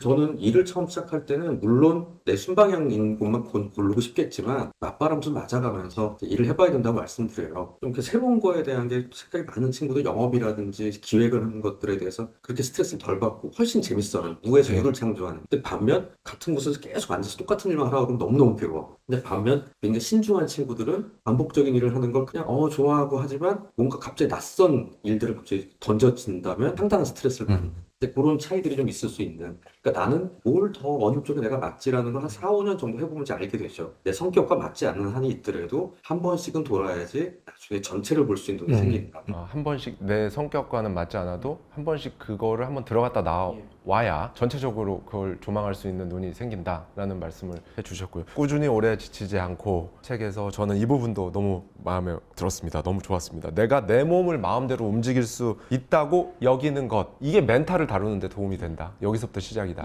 라고 말씀을 해주셨어요. 책에서 말씀하신 이 부분에 대해서 또 구체적인 근거를 또 책에서 이렇게 쭉 말씀을 해주셨어요. 10대 청소년들한테 12주 동안 근력 훈련을 시켰습니다. 당연히 운동 능력이 향상된 결과가 나오는 걸 기대했는데 그것도 있지만 자기 조절 능력, 자기 확신감 이런 것들이 올라가는 효과를 발견하는 거예요. 저도 실제로도 그 20대 초반, 10대 후반, 20대 초반 근데 집에만 있는 친구들 있잖아요. 약간 우울증의 심한 우울은 아닌데 자신감 없고 자존감 낮은 친구들 상담을 해야 될까요? 하고 어머니들이 막 물어보시면 그냥 저 1대1 PT 시키세요. 여자친구들도 많지만 남성들은 길게 상담하고 이런 것보다는 어떨 때는 저 살이 빠지고 몸이 만들어지는 걸 보는 재미가 근육량이 1kg 늘고 체지방이 떨어지고 그건 보이잖아요. 근데 내 마음이 좋아지는 건 안 보이거든요. 안 보이죠. 근데 거울에 비친 나의 모습이 바뀌는 걸 보는 게 상당한 자신감 주는 부분을 보게 돼요. 그래서 저는 어떤 실제로 제 심리치료 기법 네. 중에 행동 활성화 치료라는 게 있어요. 우울증을 치료하는 것도 행동을 활성화하는 거예요. 몸을 움직이는 걸 통해 그게 먼저이고 그렇게 움직이게 하면 나중에 기분도 좋아질 거야. 따라올 거야. 라는 이론적 기반들도 있거든요. 진료 의뢰가 돼서 오시는 분들 보면 정말 건강하게 잘 지내시던 분들이 안 걸리면 이제 멘탈 흔들리는 거 있잖아요. 작은 스트레스에 예민해지시고.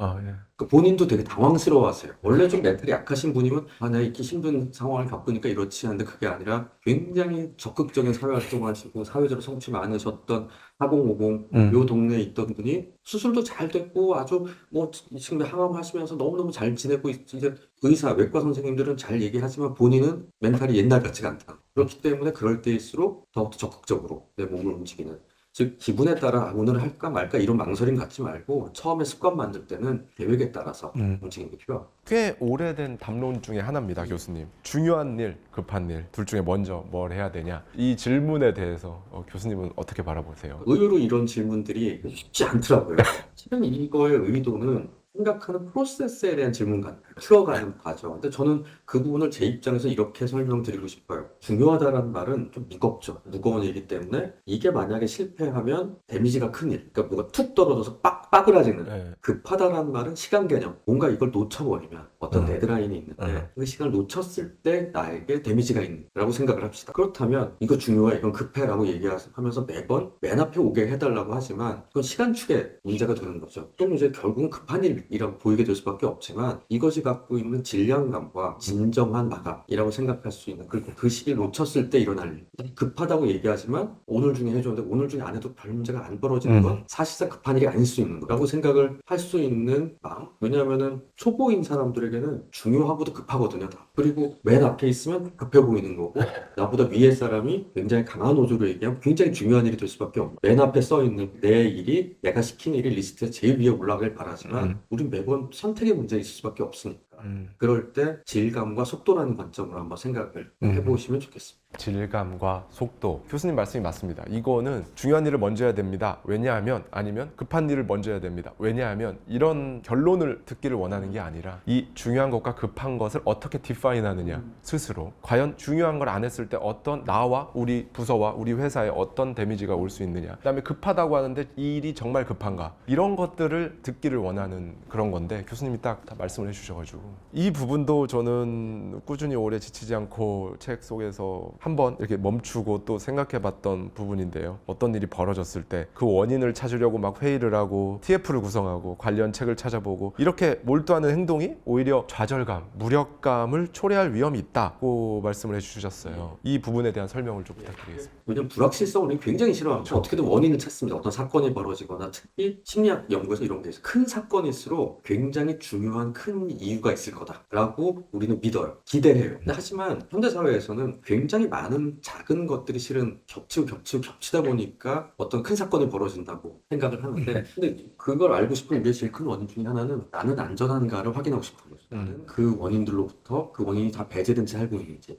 알고 싶은데 그 부분들을 찾아내지 못하면 계속 불안이 남아있기 때문에 확실한 답을 원해요. 그렇기 때문에 세상이 혼란할수록 나를 따르라는 사람이 득세를 하게 됩니다. 종교 지도자나 정치 지도자들. 히틀러도 1차 세계대전 때 완전히 나라가 망한 다음에 갑자기 나타납니다. 그 다음에 세상이 혼란해질수록 유사종교 단체 지도자들이 나를 따르라고 하고, 그러면서 얘기하는 거 보면 굉장히 놀라울 정도로 세상을 너무 순화하거든요. 세상은 이렇게 됐으니까 이렇게 해서 나라가 세상이 이상해질 거고 우리는 이렇게 해야 돼 라고 얘기를 하는데 그 사람들이 믿게 되는 거죠. 왜냐하면 우리 뇌는요, 내가 머리가 나빠서 그런 게 아니라 우리 뇌의 시스템 자체가 애매하고 모호한 걸 싫어합니다. 그래서 클리어하게 뭔가가 딱딱딱딱 갈라지길 바라는데 문제는, 그래서 이게 맞다 틀리다 중요하지 않아요. 뇌 입장에서는 그냥 결정 난 게 중요해요. 왜냐면 모호한 채 있는 거가 갖는 불안보다 빨리 결정이 돼서 이건 이거구나 라고 딱 믿는 순간 뇌는 안정이 되거든요.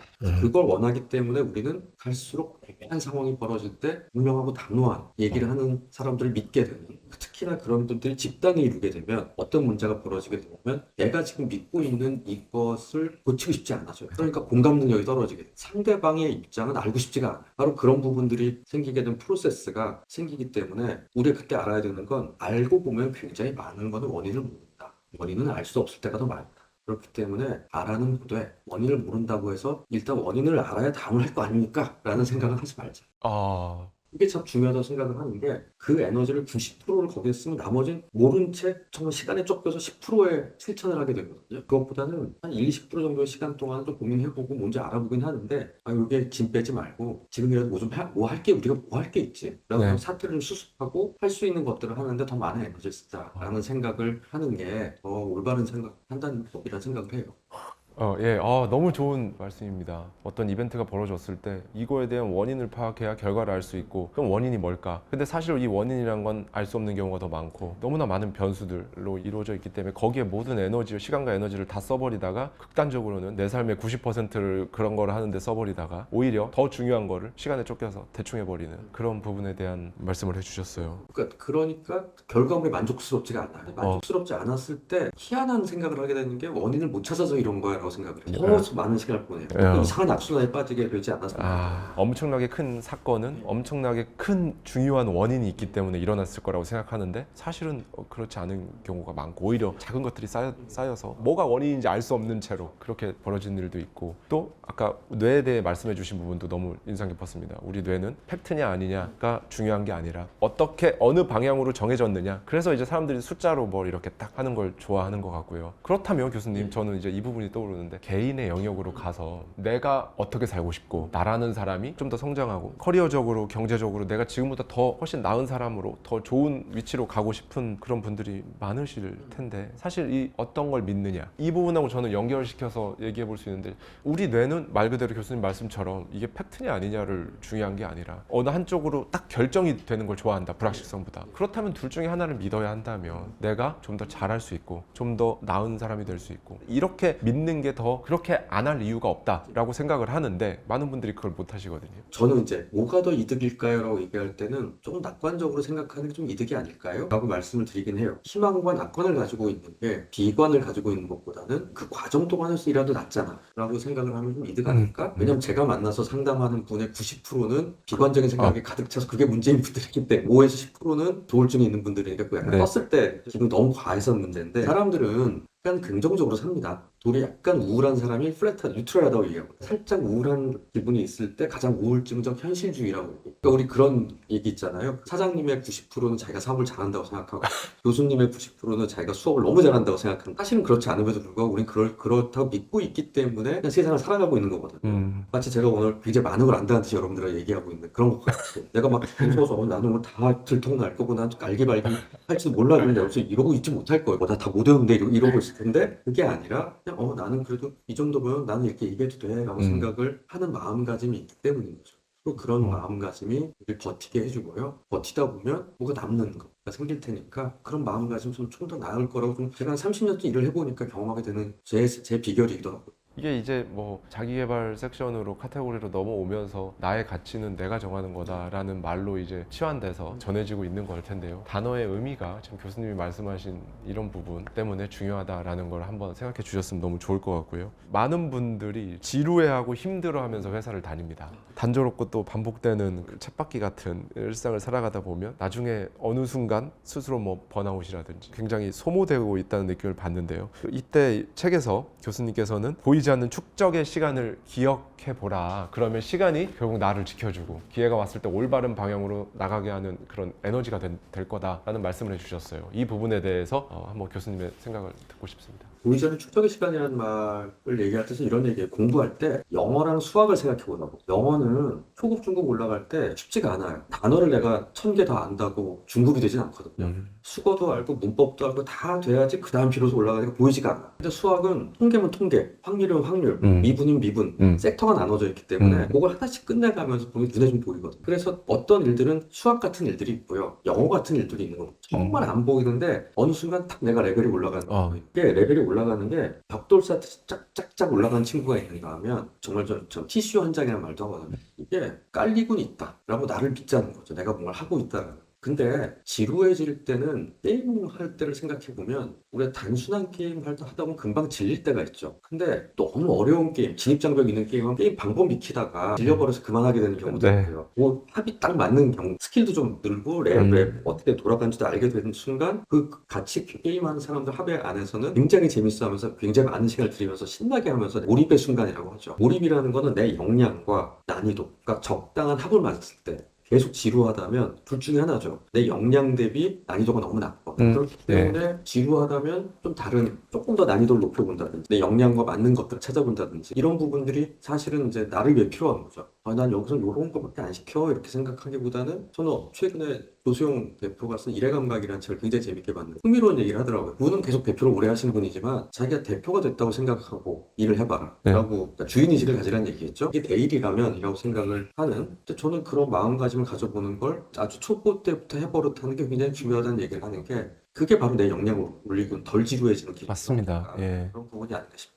진짜 공감합니다. 대표가 됐다는 생각으로 일을 해봐라. 이미 부자가 된 것 같은 마인드로 살아봐라 라고 하면 이제 많은 분들이 특히나 좀 더 염세적이신 성향을 가지고 계신 분들은 이런 말씀을 하십니다. 대표가 아닌데 어떻게 대표라고 생각을 하냐 이렇게 생각을 하시는데 그것 자체가 이미 성장형 마인드셋이 아닌 고정형 폐쇄적인 마인드셋을 가지고 있는 게 아닐까라고 저는 많이 생각해 봤거든요. 그래서 흥미롭게 봤던 게 만약에 이제 디자인 하시는 분이 펜을 하나 새로 디자인해줘. 근데 친구가 야 하나 해줘 라고 얘기할 때랑 10억 원을 오퍼를 받았을 때 볼펜 하나에 대해서 마음가짐이 달라질 수밖에 없다는 그렇죠. 결과물은 똑같을지 모르지만 그때부터 볼펜의 역사부터 시작해 전 세계에 나오는 모든 볼펜 자기가 다 찾아보고 골라보고 하면서 도대체 뭐가 문제이고 앞으로 우리가 어떤 돌파를 가져야 고민을 하게 될 거라면 10억의 문제를 갖게 될 때. 하지만 친구한테 종이 위에 쓱쓱쓱 그냥 인사이트인 대로 해주는 거는 그냥 친구니까 라고 생각하는 거 할 때 갖는 일의 무게가 다르다. 바로 그런 부분들의 차이가 저는 그 책을 보면서 상당히 인사이트를 했었거든요. 그런 마음을 우리가 줘보면 어떨까라는 생각을 저도 좀 해봤습니다.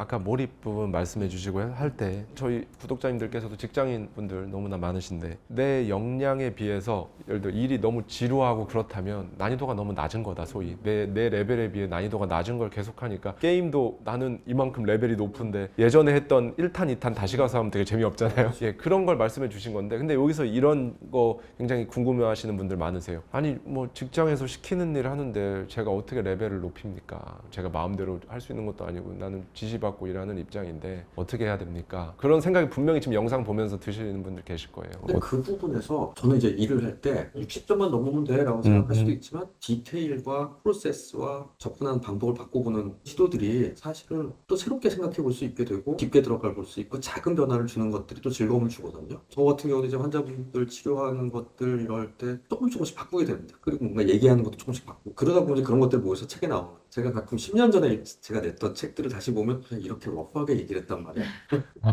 어허. 그런 식의 변화들을 오게 돼요. 저도 사실 여러분들 저를 어떻게 볼지 모르겠지만 그냥 거의 비슷한 괴로움을 호소하는 분들 하루에 30명씩 만나는 거거든요. 그 되게 뻔할 수도 있고 좀 들어주고 그다음에 처방해주고 뭐 안녕히 가세요 몇 주 봅시다 해도 되는 일이지만 내가 그걸 조금 더 잘하기 위해서 어떻게 해야 될까 고민을 항상 하는 거죠. 그게 덜 지루하게 하는 거죠. 너무 좋은 말씀입니다, 진짜. 저는 개인적으로 이 말씀을 드리고 싶은데요. 이거 내가 하고 싶었던 일도 아니고 나한테는 어떤 의미도 없고 정말 돈 벌려고 억지로 한다라고 이렇게 하시는 분들 중에는 저는 한 가지 굉장한 포인트를 하나 발견했는데요, 교수님. 제대로 그 일을 해보려는 그 시도조차 안 해본 분들이 다 그렇게 생각을 하고 계세요. 그 일에 대해서 진심으로 일단은 이거를 나한테 주어졌으니까 이 일을 정말 제대로 한번 해보자. 내가 제일 잘해본다 한번. 아니면 기존까지는 다 이렇게 해왔는데 내가 완전히 차원이 다르게 바꿔본다. 이런 분들은 의미가 없이 진짜 억지로 회사 다닌다 뭐 이렇게 생각 안 하시거든요. 그렇다면 또 이 부분에서 내가 하고 싶은 일은 따로 있고 지금은 그냥 어쩔 수 없이 월급 받아서 생활해야 되니까 다니는 겁니다. 그런데 이 일을 제가 제 모든 걸 쏟아서 하고 또는 이 일을 어떻게 안 좋은데 어떻게 좋아할 수 있죠? 그렇게 해야 되나요? 꼭 일하고 이렇게 궁금해 하시는 분들도 있을 거예요. 예. 저는 처음에는 일단 빡세봐야 된다고 생각을 하고 빡센 기간이 있어서 완성도있게 내 레벨이 어느 정도 올라간 다음에는 일은 최선을 다할 필요도 없는 거고요. 저는 TV를 볼 때 제가 좋아하는 프로그램이 생활의 달인, 극한 직업 이런 거 되게 좋아해요. 거기 보면 정말 하루 종일 만두 있는 분들, 그릇 만드는 분들 보면 뭐 물론 인터뷰할 때 막 제가 사람들이 이거 먹고 너무 행복했으면 좋겠어 이런 얘기 웃으면서 하시지만 그걸 하루 종일 8시간, 12시간 똑같은 작업을 할 수 있는 거는 아무 감정 없이 하기 때문이죠. 야, 뭐 최선을 다해야지 뭐 이런 것도 아니고 어느 순간부터는 마치 뭐 이연복 셰프 억지를 할 때 최고의 음식을 아닐 거 아니에요. 그냥 내가 하는 일이니까 그래야 오래 할 수 있거든요. 지지 않고요. 근데 그러려면 우리 내가 원하는 어느 레벨을 가야죠. 레벨을 간 다음부터는 애쓰지 않고도 갈 수 있는. 근데 그냥 싱크 프로 정도 된 사람이 그냥 거기에 머물러 있는 경우도 많아요. 예를 들면 우리가 식당 같은 데 갔을 때 경험하는 게 한때 잘 됐던 건데 좀 이제 이상해 이런 느낌이 있는데 가보면 딴 데 가서 먹어보지 않고 딴 데 어떻게 굴러가는지 모르는 채 그냥 지금의 성공에 머물러 있는 그런 데도 있어요. 지역에 저는 중식당 가는 걸 좋아하는데 지방에 강의 같은 거 하거나 여행 가면 거긴 짜장면 맛집이래 라고 찍어놓은 데가 있어요. 갔는데 너무 실망스러운 거예요. 왜냐하면 이분이 그냥 거기 머물러 있는 거예요. 아, 아깝다 라는 생각이 든 거예요. 근데 그런 생각을 해볼 때 처음에는 물론 내 레벨을 높일 때까지 애를 써서 열심히 해야 되지만 그 이상부터는 사실은 굉장히 많은 고수들은 그렇게까지 애를 써서 일하지 않는다고 생각하면 힘이 좀 덜 듭니다. 일단 나라는 사람의 레벨을 먼저 그 레벨 높아질 때까지는 빡세게 가야 된다. 예. 처음에 왜 교수님이 그렇잖아요. 수레나 이런 걸 밀 때 처음 이거를 정지 상태에서 움직이게 만드는데 제일 많은 힘이 들어가고 움직이기 시작하면 점점점 속도가 붙을수록 손가락 하나만 돼도 이렇게 계속 가는 그 부분을 딱 말씀해 주신 것 같아요. 이 부분도 너무 와닿는 게 많네요. 책에서 일하는 나, 쉬는 나, 노는 나 결국 하나의 정체성을 이루는 나라는 사람 안에 이게 다 포함된다라고 말씀을 해주셨어요. 그런데 소위 워라벨, 일과 삶 균형이라는 이 개념이 이분법적 사고로 굉장히 많은 담론을 쏟아냈죠. 이 밸런싱 어떤 관점으로 바라보고 또 어떻게 맞춰야 할지 교수님의 의견 듣고 싶습니다. 그 밸런싱이란 단어를 쓰게 되는 순간 워크와 라이프가 딴따먹게 하게 돼요. 그러니까 라이프 안에 워크도 들어가 있는 건데 마치 서로 저울질을 하게 되면서 워크가 많아질수록 라이프가 줄어들게 되는 실은 일은 내가 가장 많은 시간을 보내고 사실 내가 삶을 영위할 수 있는 보장을 받는 근데 그게 마치 라이프 되게 좋은 거고 상대적으로 그럴수록 이게 어두워지는 세계 그러니까 이건 적으면 적을수록 좋은 이런 식의 감정적 판단의 영역에 들어가게 된다는 게 밸런싱 게임의 문제라는 생각을 하거든요. 그걸 저는 포트폴리오 생각하면 어때? 라고 말씀드리기도 해요. 밸런싱의 개념이 아니라 포폴 개념으로 라이프라고 할 수 있는 쉼과 친구와의 관계나 이런 거 몇 프로 일을 한다는 몇 프로 100이란 관점에서 밸런싱보다 전체적인 제한된 시간 안에 포션을 이렇게 나눠서 갖고 있는 것이라고 보면 어떨까라고 생각한 밸런싱은 51대 49야 42 이 개념이 되는 게 아니에요. 적당한 수준의 그때그때의 삶의 변화들 커다란 우리의 삶 하나 안에 중요한 동력이기도 하다는 봐야 되는데 이 밸런싱 게임을 하면 순간 어둡고 싫고 줄여야 되는 존재가 된다는 게 좀 아쉽고 안타까운 면이 있죠. 100% 예, 너무 공감이 되는 말씀을 해주셨습니다. 그래서 저 역시도 항상 저희 구독자님들께 워라벨은 그거 없다. 왜냐하면 워라벨을 따지기 시작하면 아까 딱 땅 따먹기 말씀을 해주셨는데 월화수목금 그다음에 토일 그럼 평일 7분의 5입니다. 79%거든요. 내 인생의 79%는 일이고 그럼 내 라이프는 실제는 나머지 21%만 내 삶인가? 나의 라이프는 29% 이거 자체가 안 맞는다고 저는 생각을 하기 때문에 교수님께서 일하실 때 특히 어떤 제안이 들어왔을 때 이걸 억셉트 할지 하지 않을지 4가지 기준으로 판단을 하신다고 하셨어요. 보상, 의미, 재미, 관계. 저는 이거 순서도 이게 중요하다고 생각합니다. 뭐냐면 첫 번째 보상입니다. 우리 일하는 사람이니까. 저는 이제 가끔 예능 프로그램 보면 배우분들 살짝 빠져서 들어오시면 물어보잖아요. 어떻게 체중 관리 어떠셨으면 입금이 되고 합니다. 보상이 엄청나니까. 하기 싫은 일도 하는 거죠. 또 하기 싫은 일인데 얘기 들어봤더니 이거 장난 아니야. 그럼 해야지. 두 번째는 의미. 이게 나한테 공부가 되는지, 아니면 첫 경험인지, 새롭게 시작하는 일인지, 아니면 이건 참 좋은 의미에서 하는 일이네. 내가 나를 설득할 수 있는 의미가 있는지. 세 번째는 관계부터 좀 일단 재미예요. 예를 들면 제가 가끔 굉장히 지방에 있는 작은 도서관에 강의가 제안 들어올 때가 있어요. 무사하게 많지는 않습니다. 그리고 좀 가기도 어려운데 제 입장엔 이럴 때 아니면 언제가? 라는 생각을 해요. 그래서 보통 주말에 잡거든요. 그래서 1박 2일을 하고 와요. 근처에 있는 어디 가지? 이러면서 강의하고 그럼 적지만 좀 사례를 받으면 좋은 데서 맛있는 거 먹고 네, 네. 그냥 그런 의미로 가면 충분히 의미가 되는 거예요. 그러니까 네 번째는 관계입니다. 그러니까 저는 우리가 함께 살아가면서 우리가 함께하는 내 동료, 친구들과 관계도 중요하다고 생각해요. 어떨 때 꽤 멀리 있는 곳을 근무하는 제 지인이 부탁을 하면 널 봐서 갈게 라고 얘기합니다. 강연 같은 거나 이런 거. 굉장히 시간 많이 빼듣고 보상되는 것도 아니지만 사실 이 친구 만나고 이 친구한테는 그래도 좀 알려진 독자, 정신과 의사인 사람을 자기가 불러가지고 이제 뭐가 행사를 하나 한다. 이 친구한테 한번 티켓을 하나 준 것 같은 느낌? 그렇기 때문에 보상, 의미, 재미, 관계 이 내가 생각해봐서 아무것도 안 들어간다. 그럼 하지 마세요. 단호하게. 근데 우리는 불안해지니까 이거라도 해야 되나? 할 수 있는데 그 4개 안에서 아무것도 설명이 되지 않으면 안 해도 돼요. 그런 기회는 또 옵니다. 라고 생각하자는 거죠.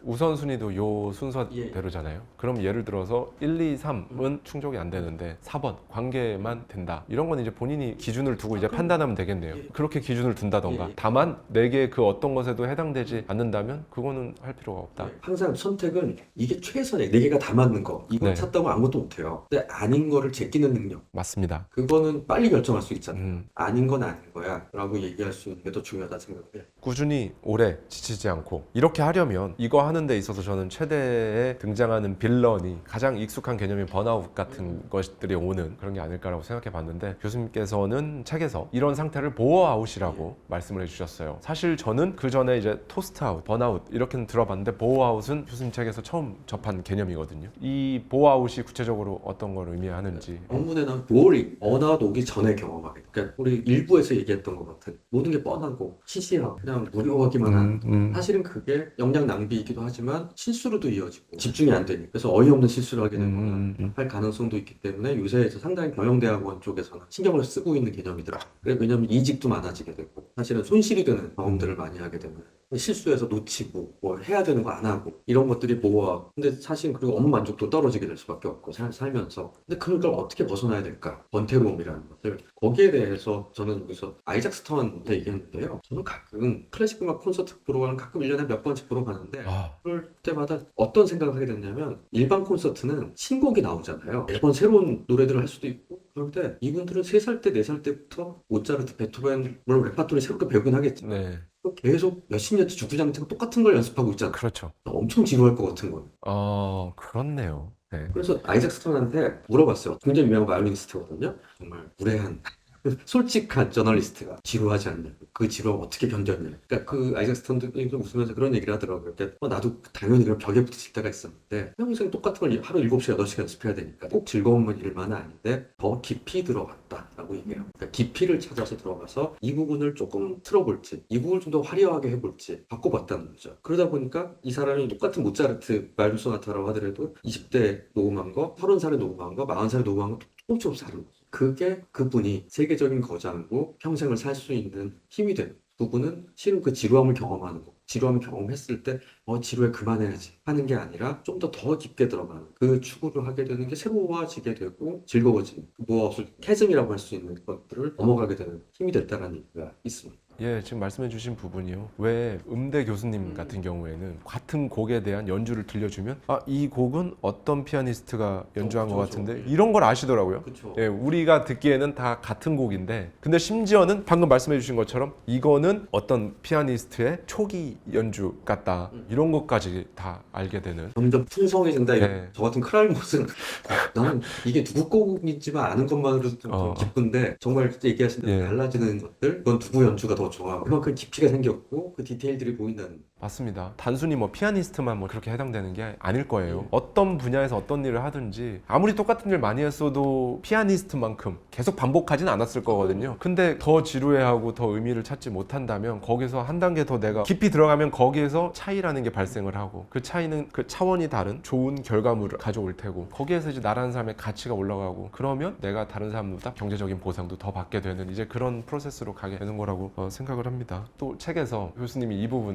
말해주신 부분 너무 좋았어요. 피해자라는 생각, 이거는 오해다라고 딱 표현을 해주셨습니다. 이 메시지가 구체적으로 어떤 의미인지. 그 생각을 하기 시작하면 억울하다, 내가 피해를 보고 있다는 생각이 되면 답이 안 나오는 감정의 수렁에 빠지게 되거든요. 물론 진짜 피해 볼 때도 있긴 하지만 어떨 땐 내가 가해자일 때도 있고 어떨 땐 피해자일 때도 있고요. 좋은 일이 있으니 나쁜 일도 있고요. 나쁜 일 안에 살짝 좋은 부분도 있고요. 좋은 일 안에는 100% 좋은 것만 있지는 않고 나쁜 것도 있고요. 한다고 받아들여야지. 뭔가 안 좋은 일이 생겼고 나는 피해자라고 생각하는 부분에 계속 사로잡혀 있으면 그 다음 단계를 못 넘어갈 때가 많아요. 실제로 저는 이제 세층 외상후 스트레스 장애 환자들을 굉장히 많이 보고 있는데 저는 가끔 그런 얘기들을 드립니다. 보상이나 뭔가 이제 법적 분쟁이 있거나 이럴 때 네. 빨리 끝내시는 게 어떨 때는 좋아요 라고 말씀. 어떤 선의 사비를 보고 종결을 하면 내 인생의 다음 챕터로 넘어갈 수가 있는데 이게 질질지금 2년, 3년, 4년이 가는 순간 정말 수렁에 빠지게 되는 거예요. 예를 들면 어떤 재난 상황이나 어떤 기름 유출 사건이라든지 어떤 사회적 상황이 벌어져서 소송까지 가게 됐습니다. 적절한 보상금을 합의가 안 됐기 때문에. 그래서 4년, 5년만 드디어 판결이 나요. 그 판결을 만족할 수 있는 피해자들은 되게 드물어요. 왜냐하면 판사님 보실 때는 그냥 기계적으로 이런 사건에 이 정도 피해, 이렇게 산술적으로 나와 있는 것 플러스 알파 정도를 금전적 보상 이렇게 할 수밖에 없지만 이분들의 인생 4, 5년이 그 안에 머물러지게 되는 것들은 계산될 수가 없거든요. 근데 그 피해를 보신 분들은 그것이 굉장히 개인적으로 크게 느끼기 때문에 그게 보상받아야 된다고 강하게 여기시죠. 근데 그건 절대 보상될 수 없는 거거든요. 그래서 안타깝죠? 잘못했다는 얘기가 아니라 그렇다면 우리가 그걸 경험하게 될 때 아까 원인 찾는 얘기도 했지만 물론 피해 본 건 맞을 수도 되게 피해자일 수도 피해자라는 사람은 나의 아이덴티티를 만들기보다는 피해를 본 사건이 있었고 그다음 어떨 땐 내가 이득을 본 사건도 있고 라고 생각을 하고 다음으로 넘어가자 라고 본다면 조금 더 나에게 안 좋은 일이 생기는 부분들을 무난하게 넘길 수 있을 거라고 생각합니다. 저도 개인적으로 저의 내러티브를 독자님들은 다 아시겠지만 30대 초반에 제가 토지 분양 사기를 당했거든요. 예. 그 당시 초년생 때 이제 월급 따박따박 다 모은 전액이랑 우리은행의 신용대출이랑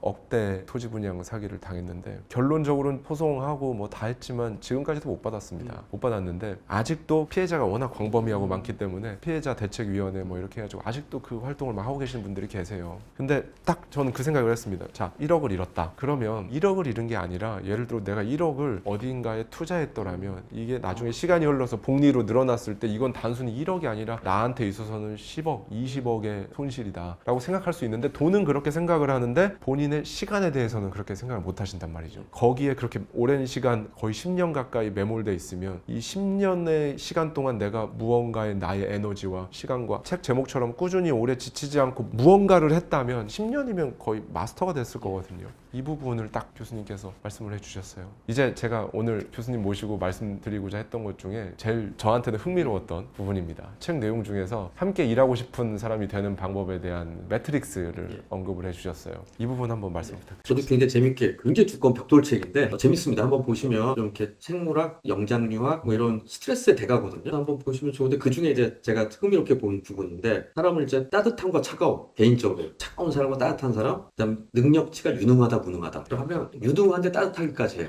그럼 그런 사람은 어떻게 생각할까? 자랑스러운 거예요. 일은 겁나 잘하는데 차가워. 싸가지는 없어. 그럼 내 선망의 대상은 돼요.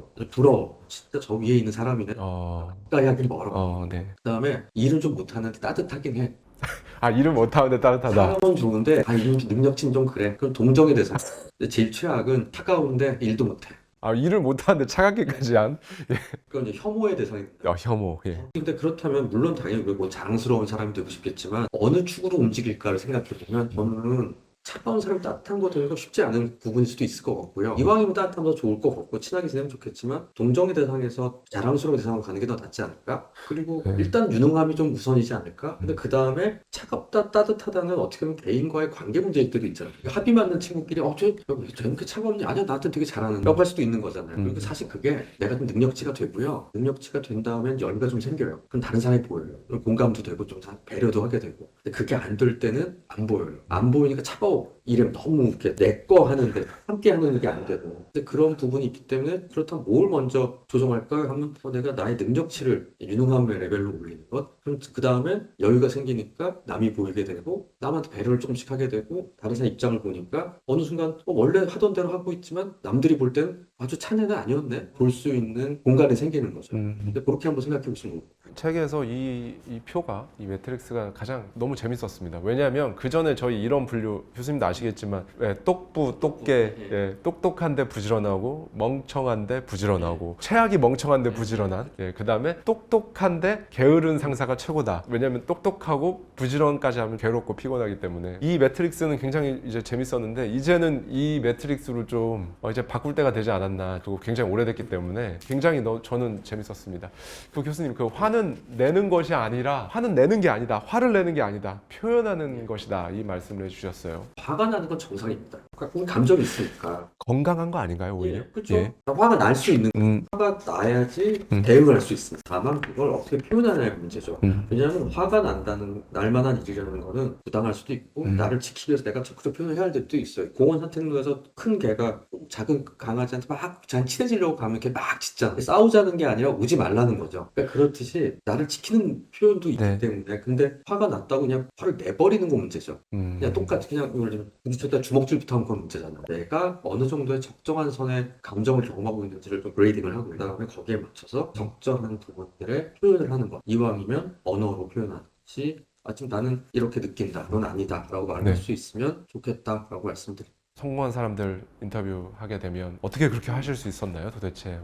이러면 굉장히 겸손하게 운이 좋았습니다, 이렇게 말씀하시는 분들 굉장히 많은데, 교수님께서도 우리 삶에서 이 운의 영향을 부정하기는 어렵다.